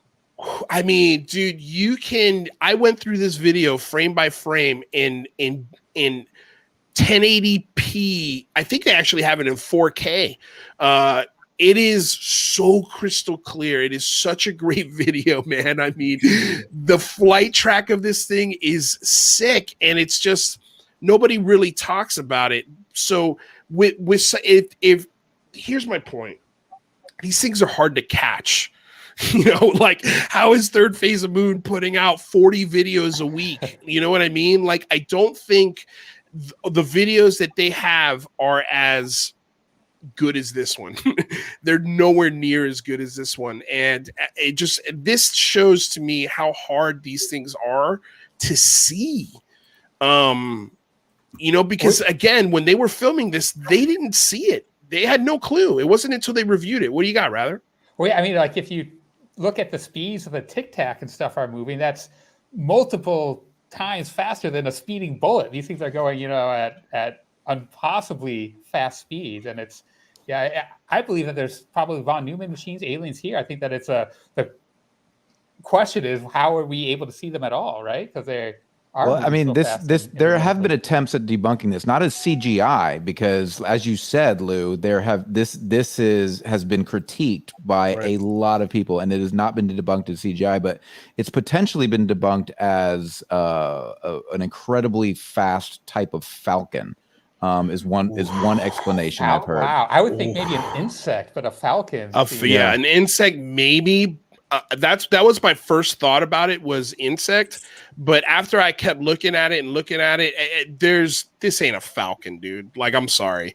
I'm not saying I said that. No, I know. I hate to be so definitive on that, but that's such a crazy thing to even think about. Like, whatever you are, okay. If it's a falcon, and I'm not saying this against you, Mikey, but like, if it's a falcon, go find me another video of a falcon doing this. But some of these falcons top out at like 240 miles an hour. Okay, but I think this thing is moving a lot faster than 240 miles per hour. If I'm not an expert. I'm not an aviation expert. I couldn't tell you. Well, just because of the distance because the analytics of this, when they really break this video down, they catch this thing in the back valley. You know, this is like a 5-mile, 6-mile stretch that this thing travels in a second. I'm sorry. Like, what bird goes that fast? Maybe I'm wrong. I mean, maybe I am, but I don't know. You know what's cool is Tommy sent us another video here. You guys wanted to, I've never seen this one. Tommy, can you intro this video? What with this next one we're going to talk about here for a second? So it's kind of short. It's not very long at all, but it's another one taken in the same vicinity, right, in the state of Utah, of another bullet craft, and you barely catch it. It's just a little blip.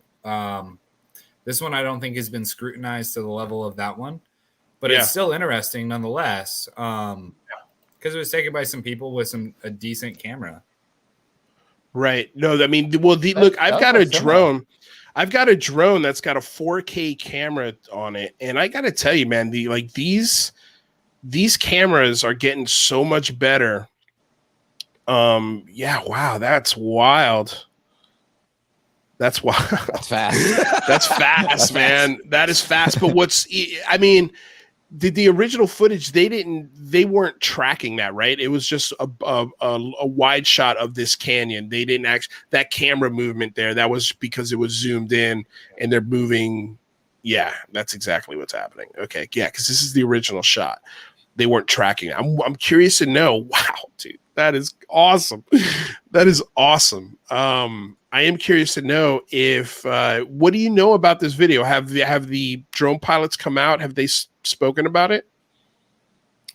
I have no idea, to be honest with you. It's just something I stumbled across years ago while I was looking, through Utah stuff. Utah's a magical place. I was there in October in Canyonlands National Park, and Utah, there's something there, man. I believe it. I really truly believe it. I was probably 200 to 300 miles away from Skinwalker Ranch, but there's a certain presence in the state of Utah, man. It's maybe it's just the landscape and it makes you feel insignificant and tiny, that only a god of some sort was able to do whatever it is that happens in Utah. Yeah. But it's beautiful. Every time you go around a different corner, it's just something new. Well, no, my dad lives there, and so does a friend of the show, Carl Vibe, and he's always taking sick pictures of like the petroglyphs in Utah. It's awesome. It is. You're right. It is a pretty cool state, and there's something special about that state. That's for sure. NMUAP says with a $5 donation, if that was 2 miles from the canyon to drone in a second means 7,200 miles per hour. That's the math on that, and that's just 2 miles. I mean, well, and also somebody else made the point that these Falcons, they can max out a dive at 240, a dive, right? They're not flying horizontally at 240. No, they don't fly parallel to the ground like that. What do you got, rather? Yeah, can you imagine a fucking Falcon diving at you at 250 miles per hour? That'd be horrifying. Insane. Yeah. Is that the first time Rather's ever cursed on this show? Jesus, that was hilarious, Rather. I mean, did you just picture yourself as like a salmon in the water or something? Yeah, I think I'd be more terrified than if a UFO came after me. I think so too. Insane. Jesus, a falcon flying at you that fast. Damn, dude. Like that's got to be producing some heat on that bird, right? Fried Falcon. Falcon. Somebody said it was most likely the Millennium Falcon, so that actually makes a lot more sense. That makes a lot more sense. That's a Falcon I believed it was, but still, even then, it's still a little small for Millennium Falcon size. A little small, yeah. Whew, man, that is a cool video. Okay, well, here's what I wanted to do real quick. Speaking of Millennium Falcon, that's what a great little sort of what do they call those segues? Yeah, little segue into a little thing I got here. Hold on a second. Let me pull it up because this is pretty fun. Those are good. Let me see. Where is it? Hold on a second here, you guys. Give me 2 seconds. Gotta find it. Oh, okay. It's okay. You know what I got to do is I got to open it up on my computer and then share my screen. So give me a second. Yeah. Why don't you do that? And I'll reset the room. Please. While you're doing that. So for folks who want to support the Big Phone Home, one thing you can do is like this video right here. The more likes we get, the more we get it out into the world and the more folks we get into this room to have fun with us here in the Chatterverse. If you are interested in, you got it. That was fast. That was fast. Yeah. All right. Well, like, subscribe, share, and here you go. So this was, I called this I saw this on Twitter and I labeled the file UAP Star Wars chart. So it's, I can't zoom in on it, but the first is 2013, A New Hope, the Citizens Hearing on Disclosure, 2014 midterms, 2015, whatever year, 2016 presidential election, 2017 The Empire Strikes Back, glowing auras and black money, 2018 midterms, 2019 whatever year, 2020 presidential election, 2021 Return of the Jedi, the UAP report, 2022 midterms, 2023 whatever year, 2024 presidential election, 2025 The Force Awakens official acknowledgement of disclosure. That's fun. What do you guys think of that Star Wars galactic timeline? Does that mean Rod?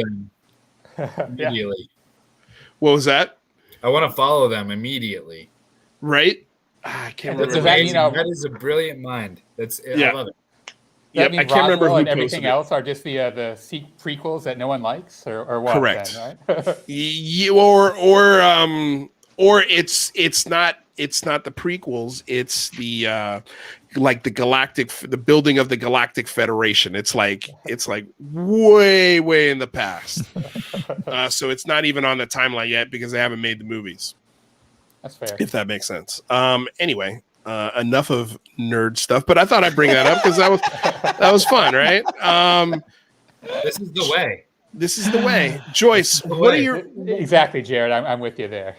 Lou, I gotta know. You were a football player in high school. Would you have beat up all of us? Would you have like? No, I wasn't that kind of jock. I had friends everywhere. I had friends at band camp. I had friends in, because I was one of the few minorities in my school. A lot of white kids at my school. No offense, anybody here. But it was I don't know. I was really friendly with everybody. I think there was maybe one or two people that either didn't like me or I didn't like them for whatever the reason. But for the most part, I was pretty friendly. I mean, like teachers loved me, but yeah, no, I wasn't a bully. That's you weren't that jock. Nah, man, that's just not my bag, dude. It's never has been. I mean, no, I'm not going to tell that story. It would not be great for 2021, but I was 16 years old and I was an idiot. But anyway, I did not steal anybody's lunch money. I promise you. But I was going to say, Joyce, so do you have any thoughts on what might be coming next, or what are you excited about when it comes to UAPblog.com? I'm just looking forward to. Sorry, my cat is on my desk. Looking forward to more people sharing their experiences, and also the Galileo project. Yeah. Same question for you, UAP Mike. What are you getting excited about?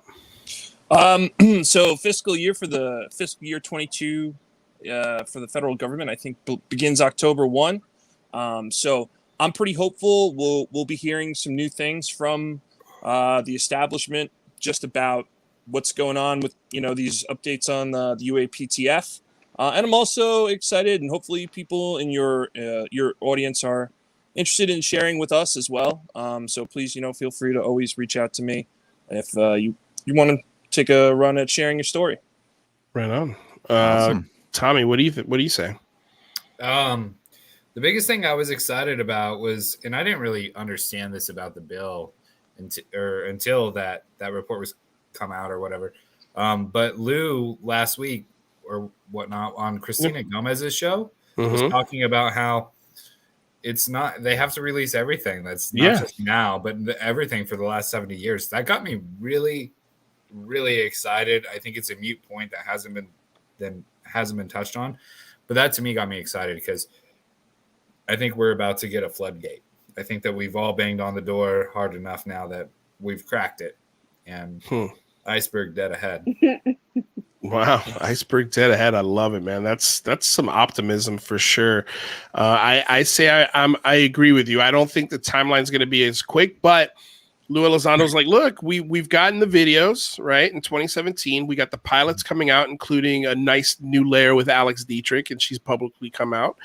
We've got the UAPTF preliminary report. You got to keep underlining that. It's a preliminary report that we got on June 25th, which means there's more. And according to Elizondo, we get a report every 90 days now. So that's another new, great, wonderful development. And there's also an IG investigation being launched. So these are all wonderful moves in the right direction, but understand that all of these things that are happening are a process. So let the process work out, be patient with it, but be relentless. Be relentless. Any thoughts? Well, yeah, I mean, I think Tommy made a great point that the past data, that last tidbit about the UAP task force and what they're doing is way underreported. And I think that could be huge. The one downside there is that it's all classified, right? These future reports. But your story really gives me hope that something like the Big Phone Home 2 might actually influence congressmen and get them to start thinking about this, and maybe they'll give us some of this classified past data that they get. I think there's a good chance we'll get it. Yeah, I think you're right, rather. Hold on a second. I'm trying to adjust the music here. There we go. With that said, we're coming to the end of our show, and I also want to announce the big guest that we've got, which is a lot of fun. But before we do that, well, actually, you know what? I think it'll be fun to have Tommy and company here at the UAP Blog be here when we make the announcement. So I've been talking to the last couple days with Dan Warren, friend of the show. He's got a really great TikTok account. And I'm trying to remember the UFO TikTok guy. He is the UFO TikTok guy. And he's also great friends with the guys over at UFO Podcasts or Garage Podcasts. Again, Nito Creative, creators of the Big Phone Home website. Go check them out. But somebody had told me, I can't remember, it might have been you. I don't know. There's so many emails, so many people have been reaching out to me here in the last 3 weeks. Everything's starting to melt together. But there was a rumor, going around that he knows or doesn't know or has pretty, I don't know. I don't want to say. But he got in touch with his congressman. And hold on a second. I'm just trying to get the information here. Because I had his, I'm forgetting his name right now because I'm thinking of Perlmutter. So I've got two different congressmen in my head right here. Give me a second, you guys. Akashi Chris with the $4.99 super chat in the house. Thank you so much for your support. And I'm really looking forward. There's this free event I think it's coming up this weekend called the Big Phone Home 2. Yeah. If you guys aren't aware of it, go check it out. It'll be live. 24 hours. So the congressman that'll be joining us is Tim Burchett out of Tennessee. He's going to be joining us for 10 minutes at 1 o'clock Eastern Standard Time on Saturday. So we're going to get 10 minutes with a congressman live on the Big Phone Home. So we're going to be able to, again, bring up sort of the same points that Tommy brought up to his congressman. Maybe ask him if they've been aware of this report, if they've seen it, if they've read it. If so, what do they think about it? Have they heard of the IAA conference and Chad Underwood's testimony there? So we've got a congressman coming to the Big Phone Home. It's working. Okay, they saw the website, they're like, yep, that's cool, we'll do it. It's working. So get excited. Like the dam is definitely cracked. The dam has definitely cracked on this, and so I hope you guys are excited. We're actually going to get a congressman, and we're going to try and get more. We're going to try and get a couple senators or whoever else we can to join us because I mean, look, man, it's pretty. Once we get a couple dominoes to fall, the others will stop falling. So if we get one congressman and we can say, hey, Marco Rubio, your colleague Tim Burchett was just hanging out with us for 10 minutes. Why don't you come hang out with a Cuban, talk some Dolphins football and maybe some UFOs? And we can galvanize everybody who's watching to reach out to those folks, man. And we can maybe get a couple of congressmen and senators. We've got one. So it only takes one. Let's see how many more we can get. But I think that's a really cool development. Dude, the Daily Jimenez. I'm sorry. The Daily Jimenez. I love it.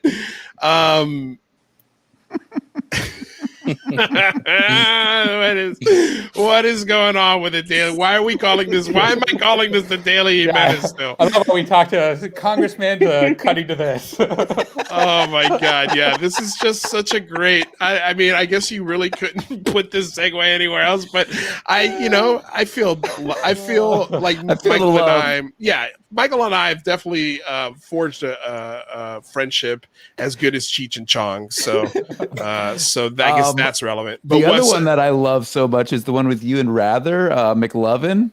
That one's amazing. You seen that one too? Yep, I have. Yes, yeah, because my face actually fits with that person in the movie, so it actually worked really well. This one ain't bad. This one ain't bad. I mean, Cheech Marin. I mean, yeah, I can get away with a Cheech Marin. But what did we have? Did we lose somebody? Did we lose? No, we got everybody. Okay. Or no, did we? No, it's because this. Oh, it's because the chat's there we in the go. way. The chat's in the way. Okay. Sorry, rather. Who's the TMZ guy? Who's the TMZ guy? Yeah, Harvey Levin. Yeah, there you go. Now it's complete. I'm sorry, Tommy. You were going to say something. You looked up Tim Purgett, right? Because he's on a couple of committees that are significant to the discussion we're having, correct? Right. The two that stand out, and I don't know how well they apply, but number one is aviation. That's big. Yep. That's Everything huge. we're looking at is in the sky. He should definitely have at least heard of the AIAA conference. I'm hoping. We'll see. But also, what clued me in a little, hazardous materials. What do they know that we don't know about hazardous materials? Yeah. In regards to UAP? I mean, you never know, right? I mean, if DOE is ever involved, you never know. They're nuclear. They deal with plutonium and all that scientific stuff that I know nothing about. But yeah, who knows? Maybe there is something hazardous about them. Damn. No, that might be a question. Well, Tommy, before we get that congressman on, maybe throw us a couple questions that might be poignant to ask the congressman, and we'll get them in there as best we can. I'm sure Michael and I, between Michael Rather and I, will also come up with some great questions for the congressman. But yeah, we got 10 minutes, so we got to make them good. We got room for about 9 questions, if we're using Tommy's model as our example. But yeah, with all of that, you guys, I want to say thank you to all of our guests that we had on the show today. We'll say goodbye. We'll leave the best for last, which means, of course, Joyce is going to say goodbye last. So real quick, Mr. UAP Mike, can you tell everybody where they can find your stuff? And yeah. Yeah, so you can find me on Twitter at UAP Mike, and our website is uapblog.com. Thanks, guys. Right on. Yeah, absolutely. Thank you for stopping by and helping us out today. Awesome. And then, of course, we've got Tommy Zito, legendary man, activist of the decade, as far as I'm concerned, man. You did some really great work. So we appreciate you stopping by. You'll be stopping by again for the Big Phone Home 2 on Saturday, if I'm not mistaken, right? I don't know. I might be out of service. If I can do it, I'll do it. I promise. Okay. Yeah, no. Yeah. I think I want to say you definitely told me that. I might have put you on Monday. Anyway, I'll look at the schedule. I'm sure we put you in the right slot. You'll be there. You'll be there, Mike. I'll try. You'll be there, Tommy. Yeah. Excellent call you, Mike. All right. Before you go, please tell everyone where they can find your blog, Tommy, and stay up to date with your efforts with your congressman. So UAP Blog is where I post all the juicy stuff once I have it compiled into one consumable type of product. And then Twitter. It's just my @Tommy. I think it's a capital I and then Zito. And that's it. You just find me. Astronaut guy. I love astronauts. I have one right there. See? Awesome. By the way, Tommy's link is in the description below as well. So if you want an easy, quick link, you could check it out right there. Tommy Zito, thank you so much, my friend. We'll be talking to you again soon. Cool. Sounds good, guys. Take care. All right. Peace. Later, Tommy. Nice to meet you, brother. All right. Joyce, how you feeling? Was that fun? Yeah. Yeah. Blinded by the lights. Yeah. Welcome to the stage, my lady. Sunglasses next time. Yeah. So real quick. Thank you for having me. Oh, it's an absolute pleasure. Thank you so much for all the work you're doing and helping these guys and inspiring these guys and making sure you get their butts moving, because I feel like you're the sort of the glue that's holding it together. So I appreciate your work and taking the time and coming to talk to us today. Real quick before we leave, would you like to tell everyone where they can find you on Twitter? They can find me at Cosmic Dahlia. I guess it's down there somewhere. Yep. So come follow me. There you go. At Cosmic Dahlia. UAPblog.com. There you go. There you go. All right, my lady. We'll see you soon. Thank you so much. Thanks, Joyce. Have a good night. Peace. Bye. See ya. All right, you guys, gentlemen. Fun show. Oh yeah, Yeah. That's fantastic. I mean, the ability of Tommy to get in front of his congressman is it's inspiring. So hopefully that inspired you all to join us back here Saturday, Sunday, and Monday for the Big Phone Home 2. Yeah, I think he started that crack in the dam for us, and you got to follow through and bust it open. Crack of the dam, brother. I mean, don't let his work be for naught. Don't let all of this effort be for naught. Join us Saturday, September 4th, 5th, and 6th for the Big Phone Home 2. It's a free event. Make sure you ring the reminders, like, subscribe, share the channel, tell everybody to come hang out, sign, please, guys. Let's get up, sign the petition. It's so easy. Gosh, darn it, it's so easy. Go sign the petition. It's an easy step. Make some phone calls if you can, send some emails if you can, and send some tweets if you can. Every little bit helps. It counts. It makes a difference. Before you go, of course, we are available on Spotify, iTunes, anywhere you find your podcast. Check out the Patreon down below. All of the links to the Patreon to support the show. Michael and I provide a show 5 days a week between both channels. This is a public access channel. We are supported by people like you, so please check out the Patreon. And I want to say thank you to everyone who sent us super chats. Chad Smith, thank you, my dude, and everybody else that partook in the super chats. You guys are amazing. Akashi, Chris, who am I missing, guys? Help me out. Jack Russell. John Russell. John Russell. Jack Russell. What are you doing to us here, brother? John Russell. Everyone who donated the super chat, you guys, again, that's also a great way to support the show. Yeah. So thank you so damn much. Also, check out our merch store. We just had somebody really shout out the Nothing Burger shirt, which I love. It's one of my favorite shirts. I just got a Nothing Burger hoodie. So check it out. It's cool. Again, all the links are in the description below. Before we go, I want to say thank you to the sponsor, Blue Marlin Chronicles. I want to say thank you to Dot Stapes. They provide all the tunes on the show. Until next time, you guys, thank you so damn much for coming aboard, getting weird with us here on another episode of the Unidentified Celebrity Review, your home for credible news, reviews, and commentary on everything UAP and UFOs. My name's Luis Jimenez. That is Rather Be Squidding. That is Michael Mataluni. Until next time, you guys, be safe out there. Peace.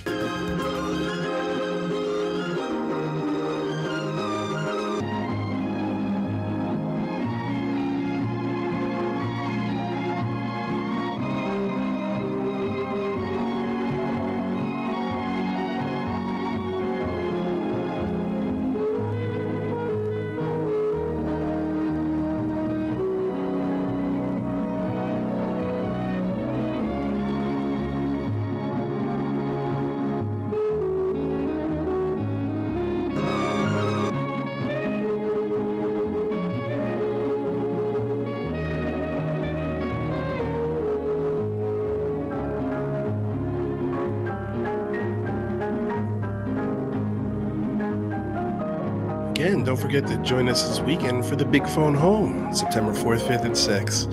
And thank you to all of our Patreon subscribers. Your support is greatly appreciated. Kim, Ijamat, Preston Paget, Carew, Chris Mackenzie Smith, Enrico Tagani, Daniel Williams, Jack Ryan, Brian Foster, Mo Ublek, Jedi Camper, Luis Jimenez, Matthew Lee, Jessica Jimenez Chung, Carl Mann, James Woodger, Brian Drummond, Genosis, all of you, thank you so much for your patronage.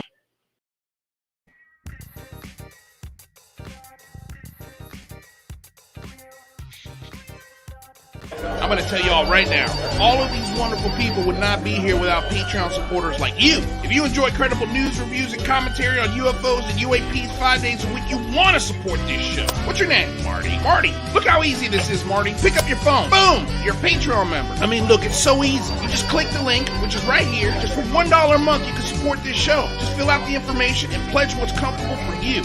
It could be $1, $5, $10, or who knows. Just support.